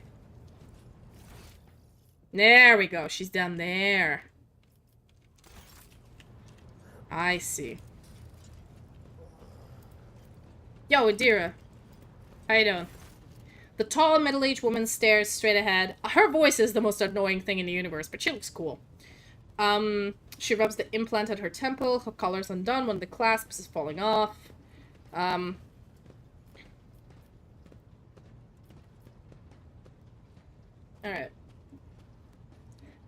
Ship's gonna burn so bad.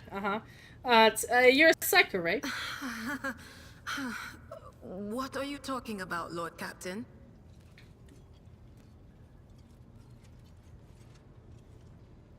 Yeah, I'm curious about the whole psycho thing. Look, Lady Theodora couldn't care less if some eggheads measured my brains or not. It's not about the seal on your forehead, get it? It's about what's in your gut, if it's rotten or not. My gut's stronger than an adamantine on this here ship. And my implants are better than the ones they put in you on your Terra. If they weren't, I wouldn't have lived as long as I have. Okay, ma'am. Don't be so aggressive towards me. Where do you come from? Lyra, an outlying world in the Heathen Stars region. In the Coronis Expanse, the deeper you go, the less visible the Astronomicon gets, and the less people know about the Imperium. The arrival of a rogue trader is the best thing that can happen to a world like that. The very best. Tell me about your world. It's an out-of-the-way planetoid between two faint stars. On Lyra, a dozen local tyrants fight over 5 measly continents. But they use everything they can to win, from poison to psychers. I haven't been there in many years, but there's nothing for me to miss. Trust me. But here on the ship is a different story altogether. I saw more wonders in my first year serving Lady von Valancius than I'd seen in my whole life on Lyra. Like my first journey through the warp, I was in bed for 3 days. I felt like supernovas were exploding in my head. I only found out later that I'd gotten off easy. Just through the bulkhead in the bay next to mine, a whole team turned into...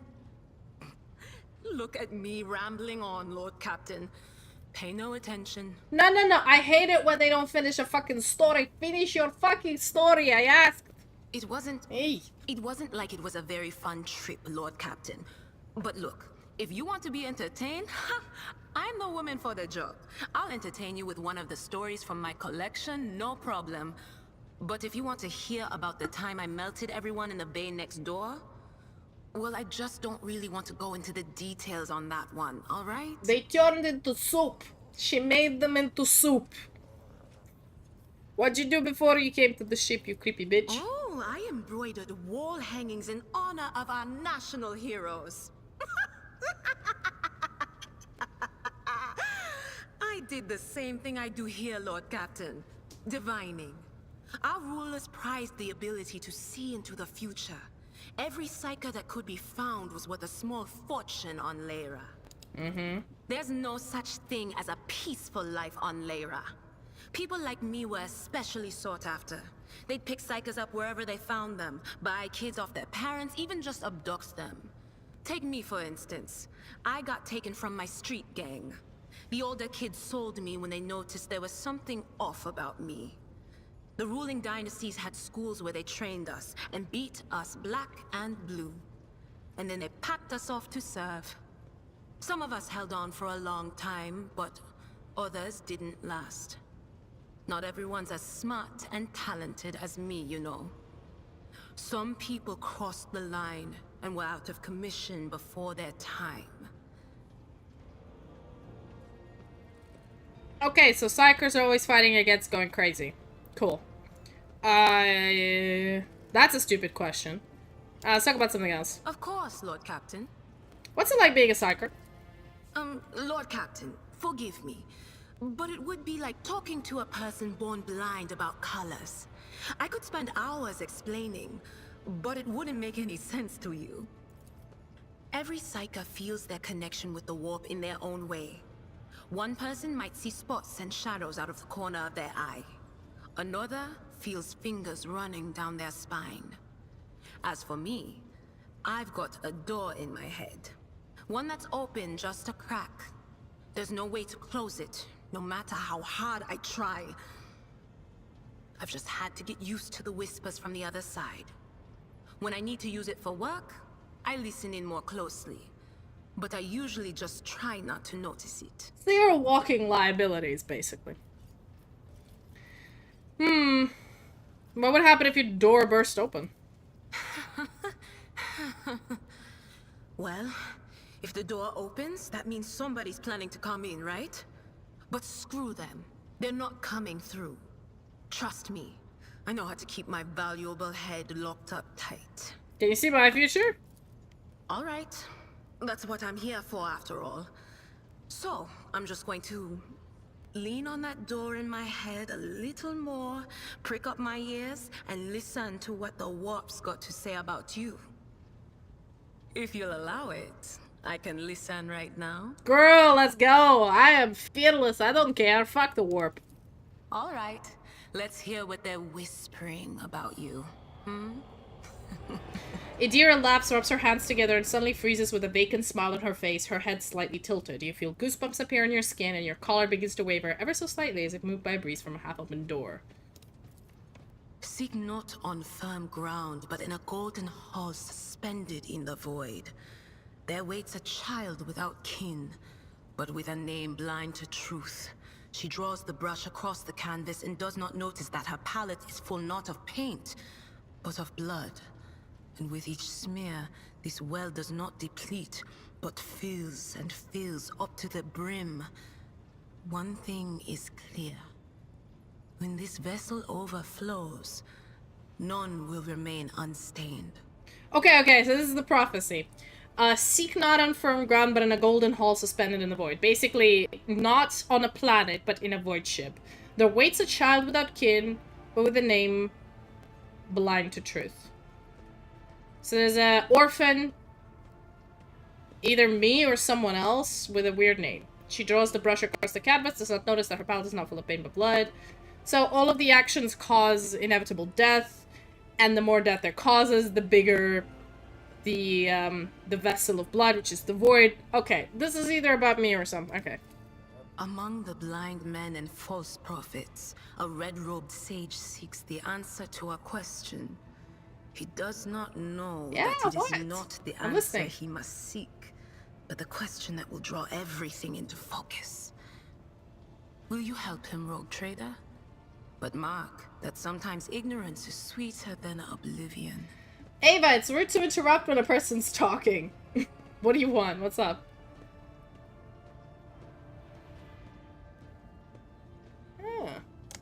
So there's a red-robed sage I need to help. A chained hound chases after glimmers of the aurora, but sparks in the scent of oil confound his nose. A chain trails after him. What will happen if you pick it up? Will you become his mistress? Or merely another beast in the pack of his true lord? Mistress, of course. The glow More? of dawn Oh, shit. bursts forth from its prison. Dungeon walls cannot contain the dark essence wallowing in the dust. A naive cub pushes his nose into a familiar hand, one that holds death in twisted glass. Cherish it or cast it off as a burden. The sword of change has already been raised. What is one more life to it? Shit.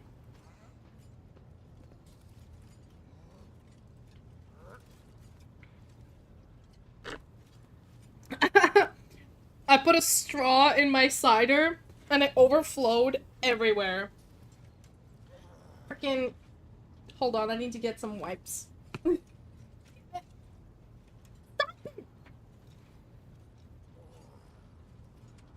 Bro, what's with the bubbling? Jesus Christ.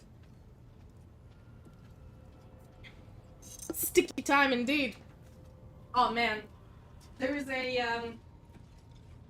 a short somewhere where I think it's in a Russian stream where I was trying to drink Coke from like a sippy cup because I kept spilling it before, and then it just like in the middle of like a battle it squirted into my eye and I just started panicking because I couldn't stop it.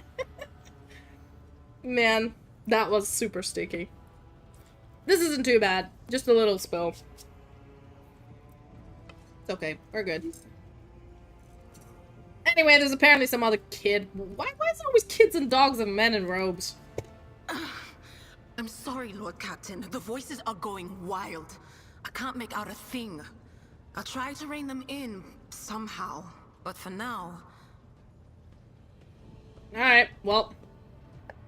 Those were really creepy prophecies, but cool. I just did. No, I just... clumsy. Did you know Theodora well? None of the officers knew the Lord Captain well. Not even Abelard, and she was always closer to him than anyone else. She told me from the off if I ever listened to anything in the warp about her without her permission, I'd be going out through the airlock. I'm not an idiot, so I never stuck my nose where it didn't belong. Only when I was asked. Yeah, let's go with that. I'm clumsy. Alright. It's hard to wrap my head around the fact that she's gone. Lady von Valancius gave me everything I have. She opened the stars to me and the paths between them. I still think I can hear her voice. Cool. You and Argenta don't get along, do you? The little sister is afflicted with her own set of voices. Ones that whisper to her about corruption and heresy. The silly girl doesn't realize that if she wants to find the source, she needs to start by looking in her own head. Oh, Indira, don't you dare badmouth my girl. Okay. Of course. Girl, I don't like you. Do not badmouth my nun friend. Alright, I think I've talked to everybody here. Let's go to a different section of the ship. Maybe we can find somebody we haven't talked to. I know we probably should go elsewhere, but I just really want to interact with this world. I don't know much. Yeah, salute, motherfucker. Alright.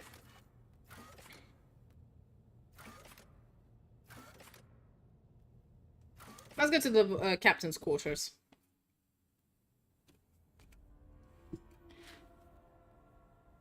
Hey, nice! I got cider. Let's go. A bastard child. It's mostly because I'm on antibiotics. I shouldn't be drinking too hard. So just fruit juice with a bit of bubbly in it. Let's go. That's what cider is. Oof.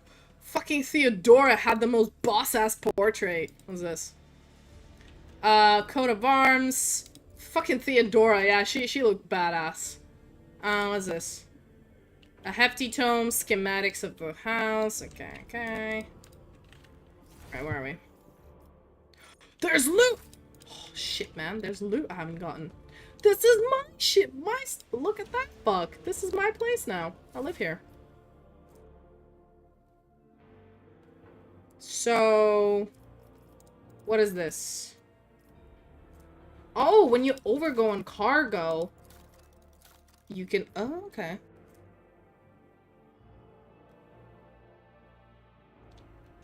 I did not know that this is a thing. Alright, cool, good to know. Papers and everything. Skull of some unknown Xenos, man. Lol. I mean, I'm just gonna say, the music, the vibe, the style, fucking everything is stellar. The bath? Master of ablutions? Sir. Would you like to take a bath? Yes, please.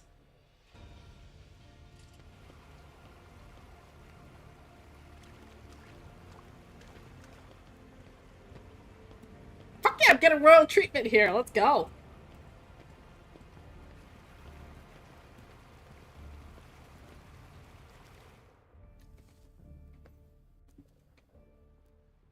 Oh, you can roleplay here. Nice. The soothing water caresses your senses, and your grateful muscles welcome the chance to rest. A pleasant languor spreads through your body as you allow yourself a moment of quiet relaxation.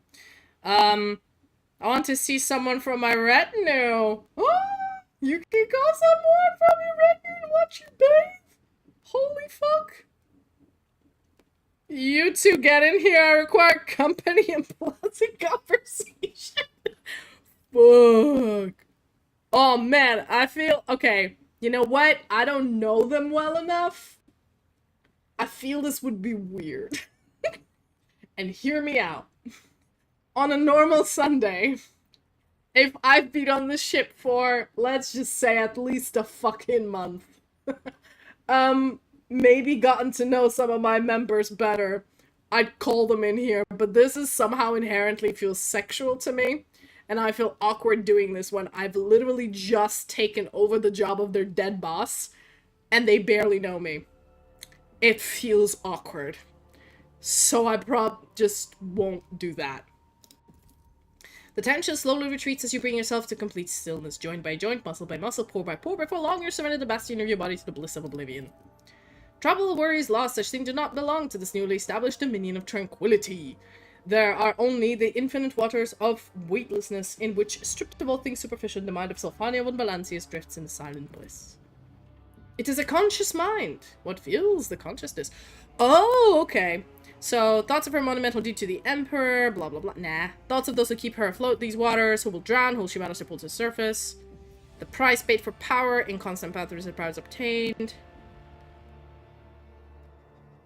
Yeah? She kind of thinks about her people, and she's like, fuck, I'm now responsible for this whole giant fucking ship. Strands of fate are fragile, you put them together strong. Cool. This moment of serenity soon fades. The body reclaims the mind, blending in with more to familiar shelf. Okay. That was a great bath. I've enjoyed it. I might come back here and call for people. Uh-huh. A moment of weakness and rest promises nothing but danger? What? Alright, I'm gonna call some of them, like, once I get to know them better. I call them into my fuck bath. Why not? I ain't got a big hot tub for nothing. I have a few people I think I might call, but not yet. I want to get to know them better. How is this? Final transaction with the chartists are complete. Fiery Reckoning. Okay. Alright, that's loot. There's more loot down there. I think there's loot down here. Nope.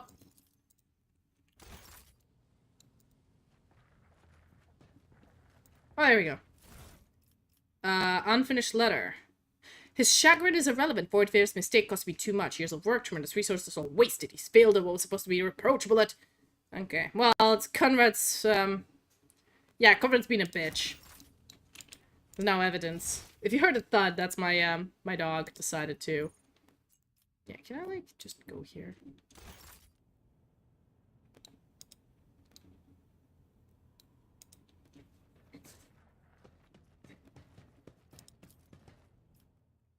Alright, let's go somewhere else. Oh! That's gonna start soon. Let's go to another compartment.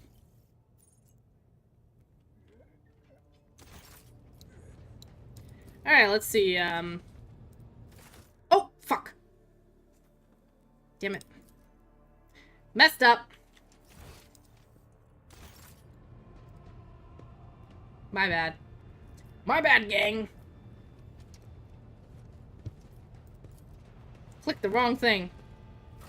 Alright, let's go to the shrine. Wait, why? Are we gonna fight someone? Hold up. Why?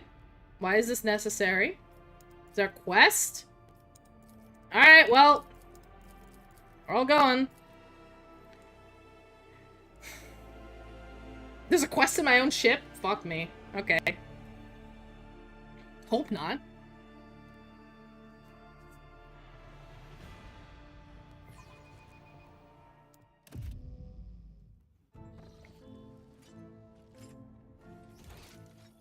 Oh, shit. Astropathic Chapel. Detecting... Ooh, man. Okay. Gonna be exploring the Ecclesiarchical Chapel here. I bet Ardentia feels happy. Is there money to be made? Is there money to be made? Very much indeed is a good question. Loot! Glorious loot. Ugh, they're staring at me with their burnt eyes like I'm a leper. I'm just passing through, alright? So you lots can calm down. Alright.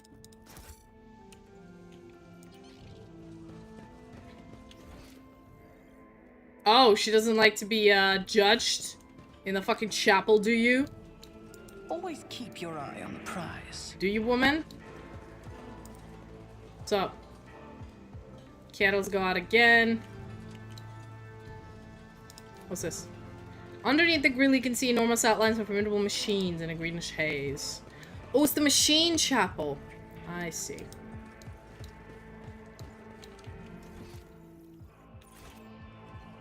Ominous Domine.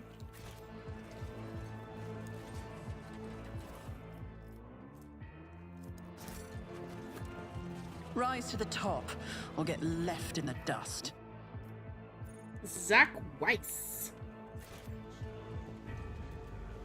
We'll talk to him after the ad break. Go have a stretch, and then in about an hour-ish, we're probably gonna stop the stream anyway. To then get ready for D&D. For now, ad break time. I'm gonna go cuddle the dog.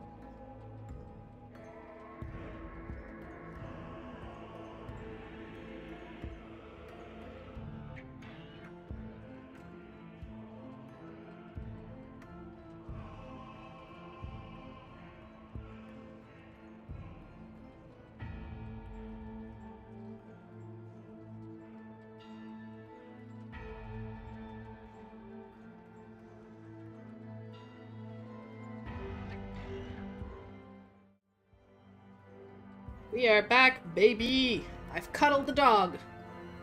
I've cuddled the dog. That is all I ever wanted. To cuddle main dogless. Alright. Back to the game we go. Got a few more minutes left in there. Let us not dawdle. I want to talk to this guy. What's up? Oh man! Look at this mecha priest dude. Choirmancer Zachary Weiss, a tall old man in a long green robe, stands motionless in front of a cogitator. The closer you approach, the clearer you can hear the continuous unintelligible whisper. About to call his name when he falls silent sharply and turns towards you first. Lord Captain? Okay. A visit from the rogue trader is an honor for us. Like other astropaths. Ooh, these are all psychers. Okay. The choir master's eyes are bandaged over time-worn scrolls of sacred manuscripts. Fuck me. He looks metal as shit. Nevertheless, you cannot shake the feeling that his otherworldly glowing gaze is studying you keenly. How can I be of use, your ladyship? Lore Imperium. Sanctioning is a brutal procedure, one which robs every astropath of the gift of sight. But in return, they get a new kind of vision that allows them to see what ordinary people cannot. The light emanating from beneath the bandages flickers with strange hues as the choir master clutches his temple. His expression shifts in a way you're well familiar with. The look of someone glimpses the grim sights that the evil left upon your soul. Oh, did my nightmare scald you? Okay. My apologies, your ladyship. I sensed the strangeness in you, and my mind reached out of its own accord. I did not see much, but what I did see was enough. It grieves me to know that this mark weighs on you so. Trust me, I am well acquainted with the oppressive burden of doom. Remind me, who are you? The wrinkled face, look focused yet courteous. My name is Zachary Weiss, your ladyship. I'm the choir master of the Astropathic Choir. I was posted to the ship soon after my soul-binding ritual in Holy Terra, and I must say, I've been serving House von Valansis all my life. What is this choir? Of course, Lord Captain. Is this something specific you'd like to know? What is this place? To us astropaths, this place is our cradle and our grave, Lord Captain. You are at the conflux of every secret missive, every order of prime importance, every scheme being plotted behind the scenes. You are at a place where each of your loyal astropaths is ready to lay down their life for crumbs of information, if that is what you wish. Okay, this is the main hub. Okay, I like this place.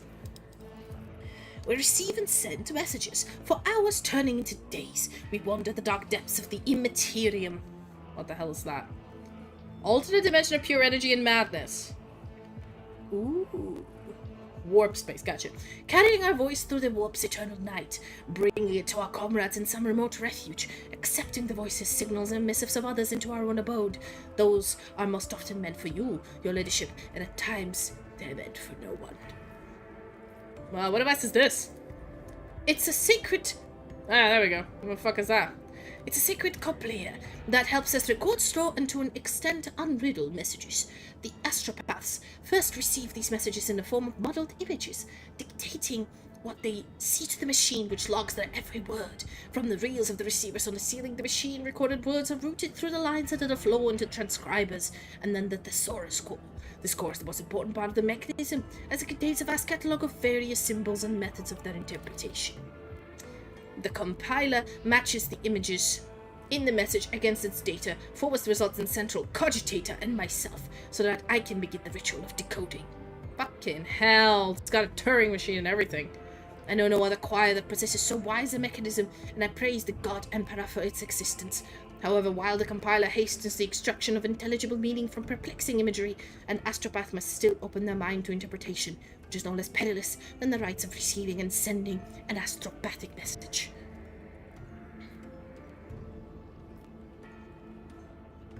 So if you wanted to hide certain information from me, you could. My duty is to shield you from the monstrous communications that filter through the warp, the screams of the Emperor's loyal servants, centuries dead by now, the nightmarish maddening images of the Sea of Souls, the cursed symbols of the cause astropaths to convulse in violent fits of frenzy, the messages from abominations in search of weak minds to devour. Concealing all of that from you is my duty. Yeah, it's okay. You filter all the spam. Thanks, bro. How do you become one? We were all part of the Imperial Tithe once. Psychers delivered to Terra on black ships. Oh, shit. So the millions of worlds pay the... Oh, man. That's slavery. Alright. But only a few of the candidates had what it took to study astropathy. Fewer still successfully completed the grueling training to be eligible for soul binding, and almost none survived the initiation. We were given the privilege to behold the Emperor's light, the light flawless and searing. Oh, they got to look at the Emperor? Fucking hell. That changes you. It wounds you irreparably. It takes your eyesight, but in exchange, you commune with greatness. His presence in our souls fortifies them as we stand against malicious powers. After the ritual, an astropath is assigned their position. At this, or that adeptus, or an astropathic relay or ship. More often than not, our first place of service is also our last. Hey, back! How you doing? Alright, I want to talk about something else. Alright. I'll leave you to it. This is the spy room. Cool. And you know, it's cleaning up all the spam from across the universe so that I don't have to listen to all the spam and troll messages.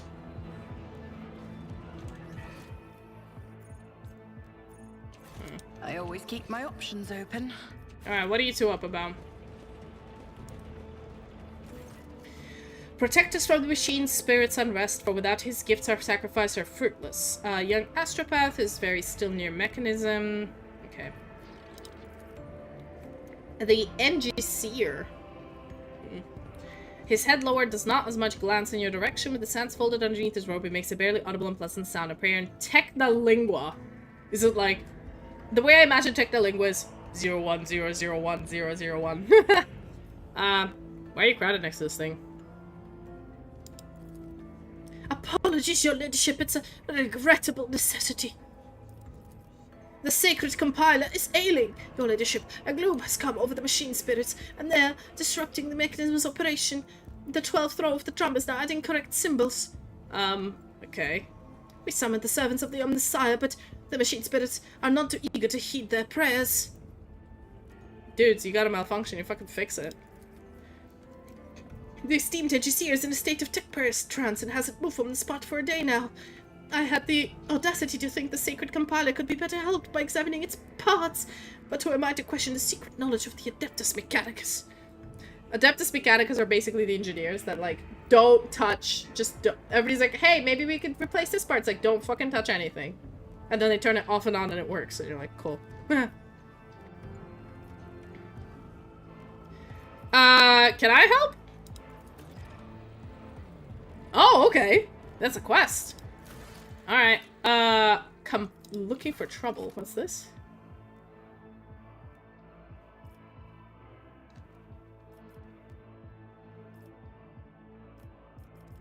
Compiler out of order. Oh, that's in chapter 1. That's a main quest. Alright. Okay. I think I want to go for errands first. Alright.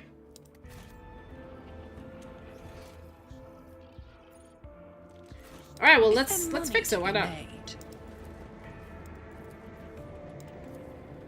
Success. Once the text is ready for interpretation, sends it to Quartermaster. Alright, The Emperor sets my 60, nose for profit. 55, At your 63. Did I mention that my whispers tell me jokes? Jokes that once said aloud make Oh, your eyes couldn't do bleed it. and Strange blood sounds. curdle. Talk about black Yeah, comedy. mechanism has been ruined. Alright.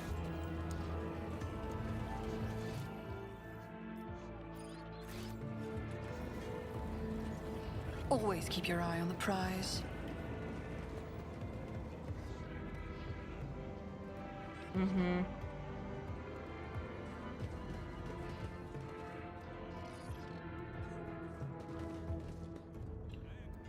What do I need to fix? Alright, I need to go fix... Here. Malfunctioning cogitator. Can I, like, fix it with anything else?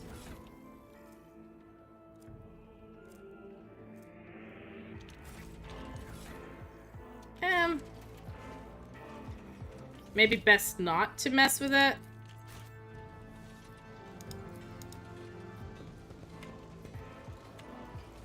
Man.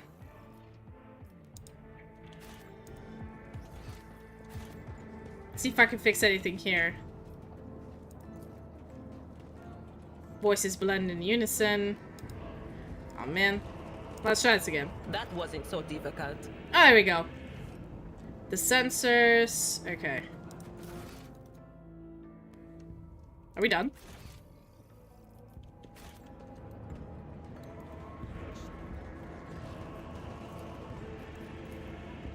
There we go. I always get the job done.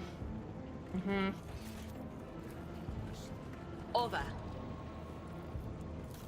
Okay. Oh, okay, I'm just fixing. I mean, all I have to do is just fix things. Keep your wits about you.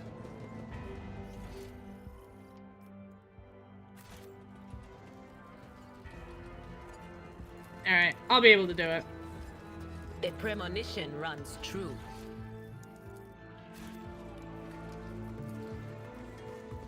Oh, come on. Alright.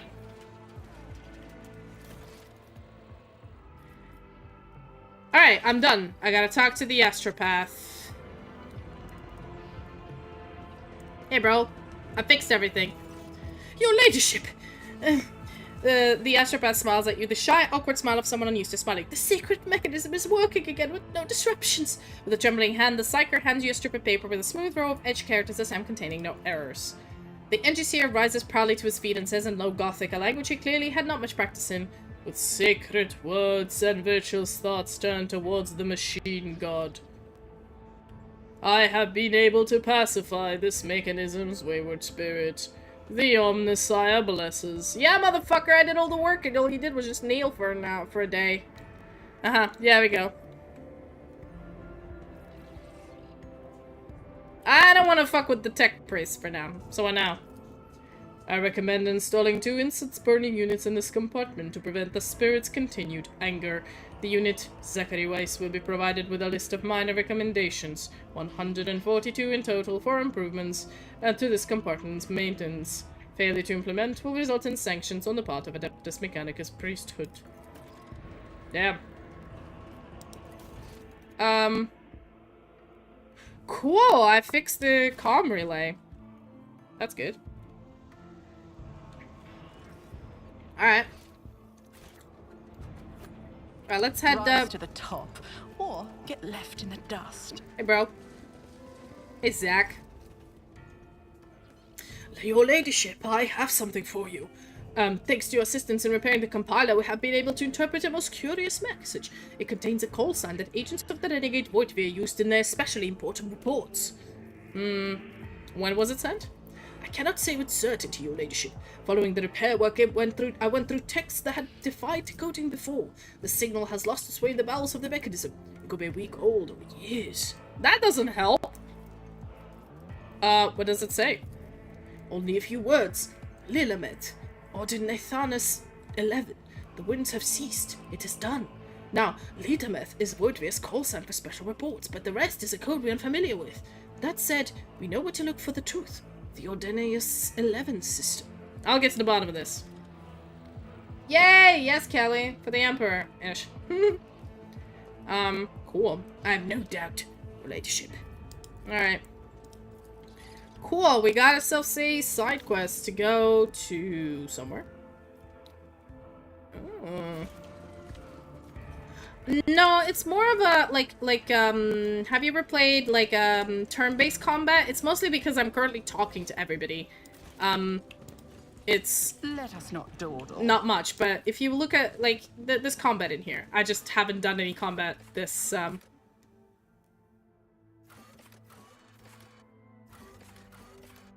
Okay. Let's go to the shrine. I just haven't done any combat yet. Kind of, yeah. I just like talking to everybody. Yeah, it's kind of Baldur's Gate. I'm a problem person. I run into a building and I'm like, yeah, I know I have a quest, but I want to talk to this NPC here that's just dawdling. What are you doing? What are you up to, my bro? That's kind of how I roll. How's your day going, Kelly? Mallory, however you prefer to be addressed. Alright. Ooh. More people to talk to. Very nice. Wait, there's another compartment? Alright, well, first let's talk to Initiate Clotus. Oh yeah, this is the chamber. Oh yeah. What's up? A lanky initiate is leaning over the cogitator, an expression of extreme mental effort on his face, his fish-like round eyes peering into the screen. Grant me understanding, master. Grant me wisdom. He winces as you approach. Your ladyship, how may I be of service? Who are you? What do you do here? I'm Clotus, junior cleric. I sought recordings from the shrine confessional to pass on to hierarchy clergy. Tell me more about it. Our parishioners come here to repent, to share their innermost thoughts and observations of their neighbors. The sacred machine records all confessions and alters the voices beyond recognition. Is there a way to find out who made a confession? There is not. That would undermine the usefulness of it. The first prototype wasn't anonymous, so those confessionals might as well be carbon copies of each other. Everyone was impeccably diligent and pious and whatnot. But as soon as the machine spirits started keeping the names secret, the parishioners opened up. I mean, yeah, good thinking. I would endeavor to do so, your ladyship. An anonymous comment board? Jesus Christ. It appears you're having difficulties. Nothing escapes your ladyship's notice, and it so happens I'm struggling to categorize 3 rather peculiar confessions. I wouldn't have dared tell you about them, but I think they may have been left by senior officers. Which would make this a matter of the highest order, one that is far beyond my meager understanding. These confessions, you see, are far from being examples of pious conformity. I dread the very thought of dissent or heresy poisoning the minds of some of the most eminent members of the crew, but I cannot change what I heard. Sorry. I cannot change this with anyone but the Emperor's anointed, nor can I allow anyone but your ladyship to listen to these messages protected by the secrecy of confession. Oh my god. Let me hear him. Oh yeah, in the bathtub, right? Did I get that correctly? Because I went into my quarters, went into the bathroom, was like, this is nice, and it's like, call one of my members here. Or it's like, hey, you two, get in here and pleasure me. I went, huh? Hold up. Is this a sex thing? Is this a sex in the hot tub kind of thing? God damn it. The initiate steps aside, putting the cogitator at your disposal. Alright, let me listen to these recordings.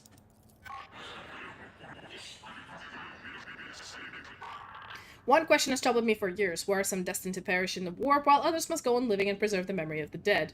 Worthier, more luminous souls have been lost, and yet I'm still here. The speaker is male, alright. The orphans on the ship have already been provided with the bare essentials, but every so often I consider increasing their rations and ordering more sets of clothes for them. That will not replace the families they lost, but will improve their lives somewhat, especially given that the ship has enough resources to cover the comparably trivial expense. It's male. I think that's, yeah, that's the doobie guy.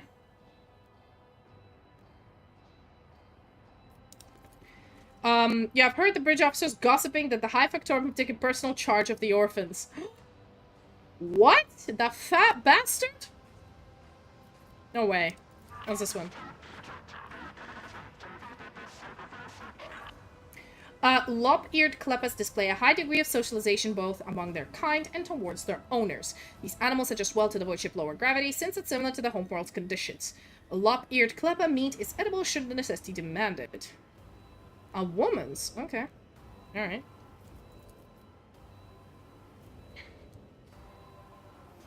I'm curious to know who left these. I'll seek them out.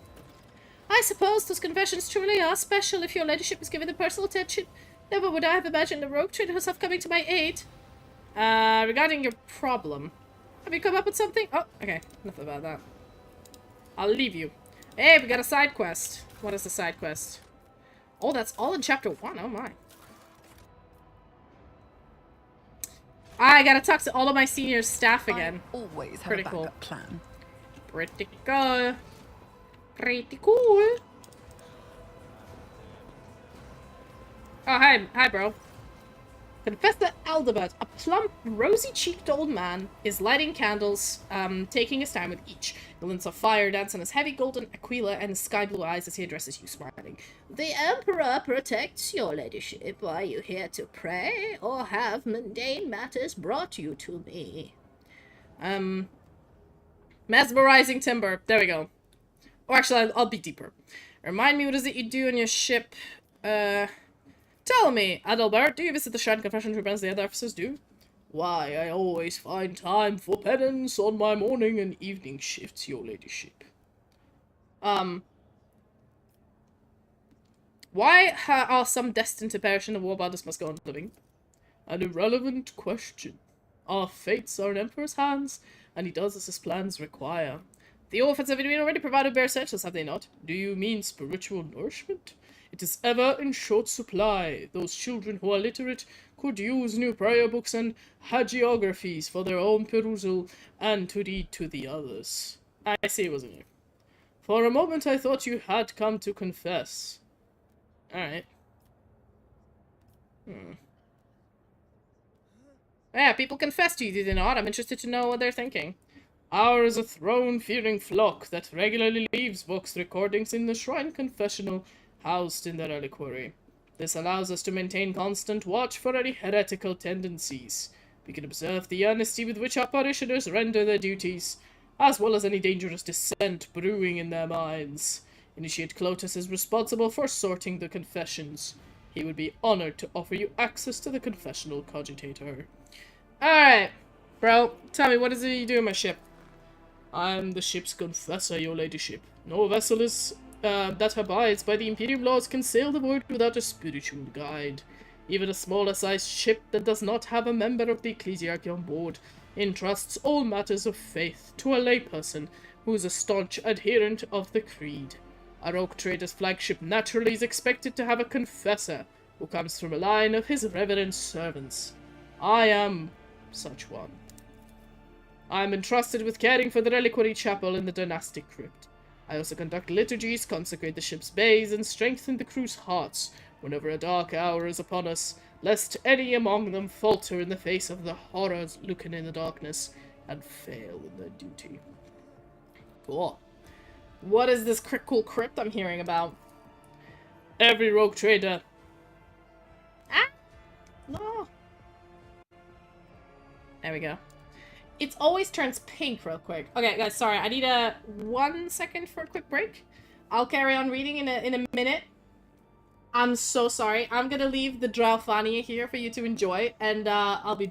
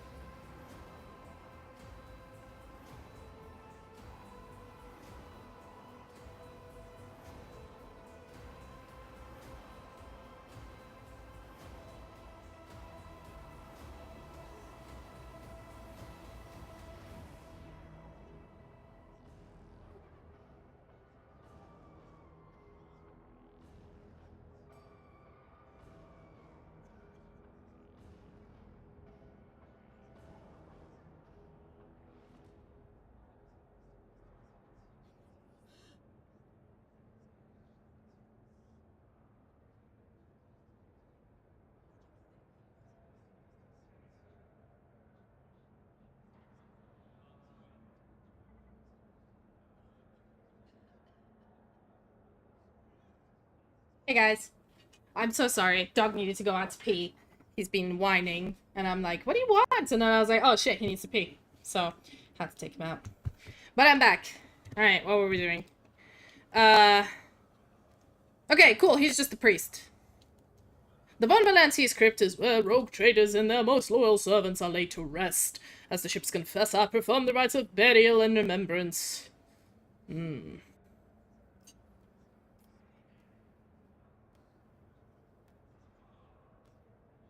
Alright, well, I don't really want to talk to the priest, so... Cool.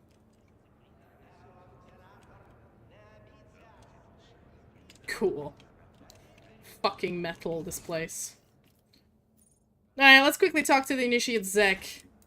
And then I'm probably gonna end it here for today. And then I need to prep for the D&D session in like 30 minutes, so... we're not gonna raid, because, you know, but... I always keep my options open.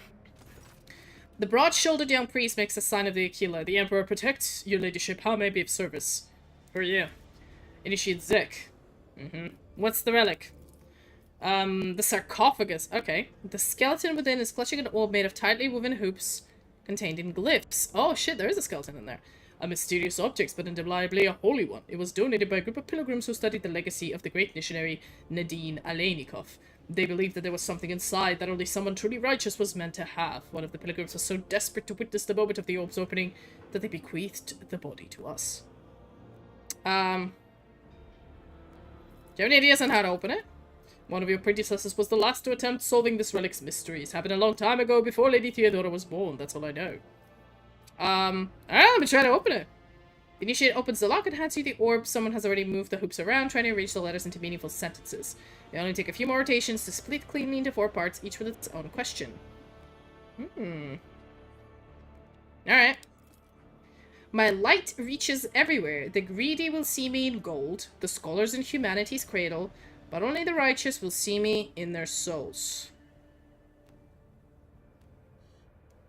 Strength?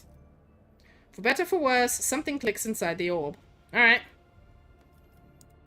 Second quarter. I'm with every human, and my loss is feared, for without me comes the end. But give me to the Emperor, and you will be eternal.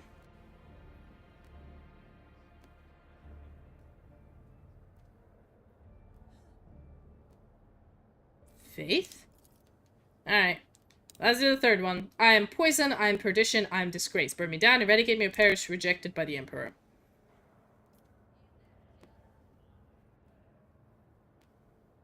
Betrayal? Alright. In your body, mind, and soul you must possess me. I am no mere absence of stains. I'll bring you closer to him.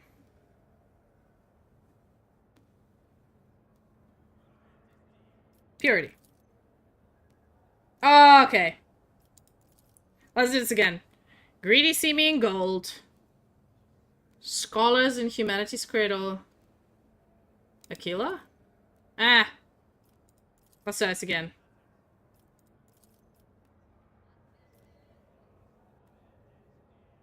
Emperor? Damn it. Okay, let me try this again. I can do this. Throne. No. I still think it's strength.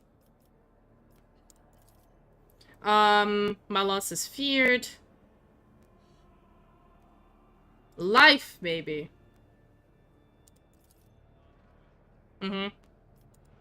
Okay. I'm poison, I'm perdition, I'm disgrace, burn me down, ready to give me a perish, rejected by the Emperor.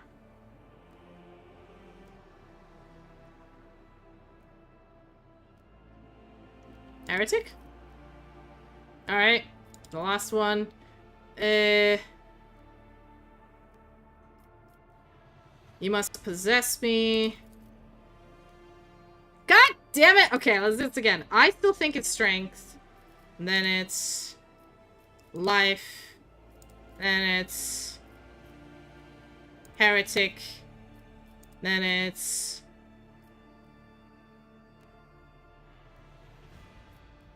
loyalty? Ugh. Alright, let's just do the process of elimination here.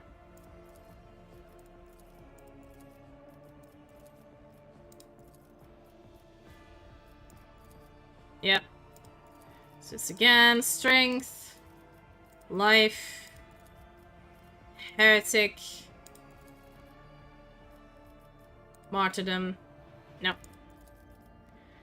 It is strength, though. Alright, then it's...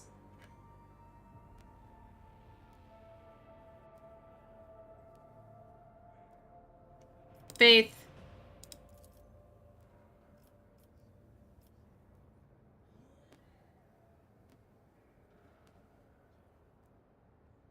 Transgression. Purity. Ha! Okay. Let's think about this. Let's think about this again. We can do this. Before we leave, we can do this. Alright,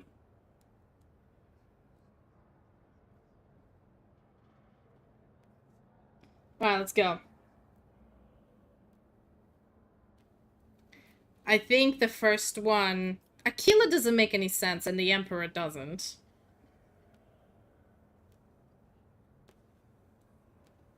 The greedy sea mean gold. The scholars in humanity's cradle. Throne. Okay. For better for worse, something clicks inside the orb. Alright, second quarter. I'm within every human. My loss is feared. For them becomes the end. But give me to the Emperor and he will be eternal. Okay, let's try blood. It makes no sense to me, but sure. Okay. I'm poison and perdition. I'm disgrace. Burn me down to give me a parish rejected by the Emperor. I mean, the only one left is weakness. And the last one... Let's go. I mean, purity has to be it. Hey! There we go! The orb comes alive. Its hoops shifts around with alarming speed coming together. Okay.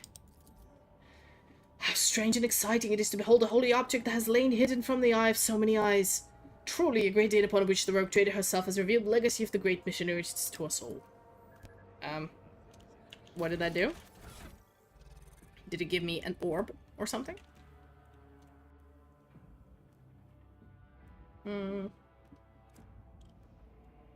Alright, cool.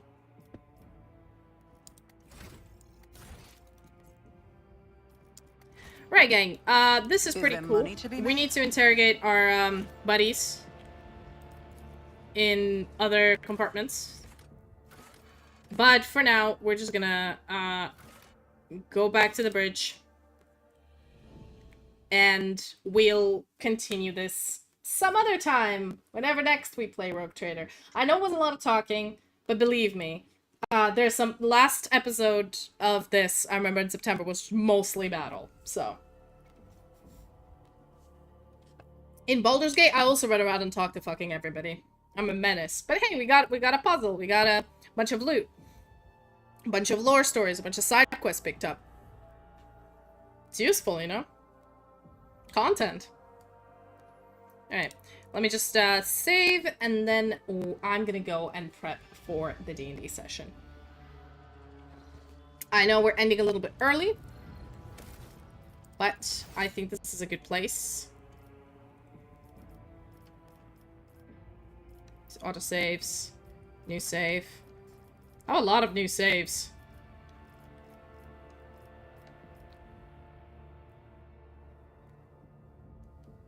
Oh, this is the other one, okay. Yep.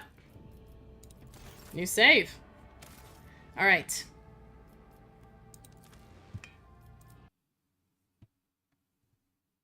Perfect. Thank you so much for coming. I hope you enjoyed the Rogue Trader. We will see what other content... Wait, did it not switch to Rogue Trader?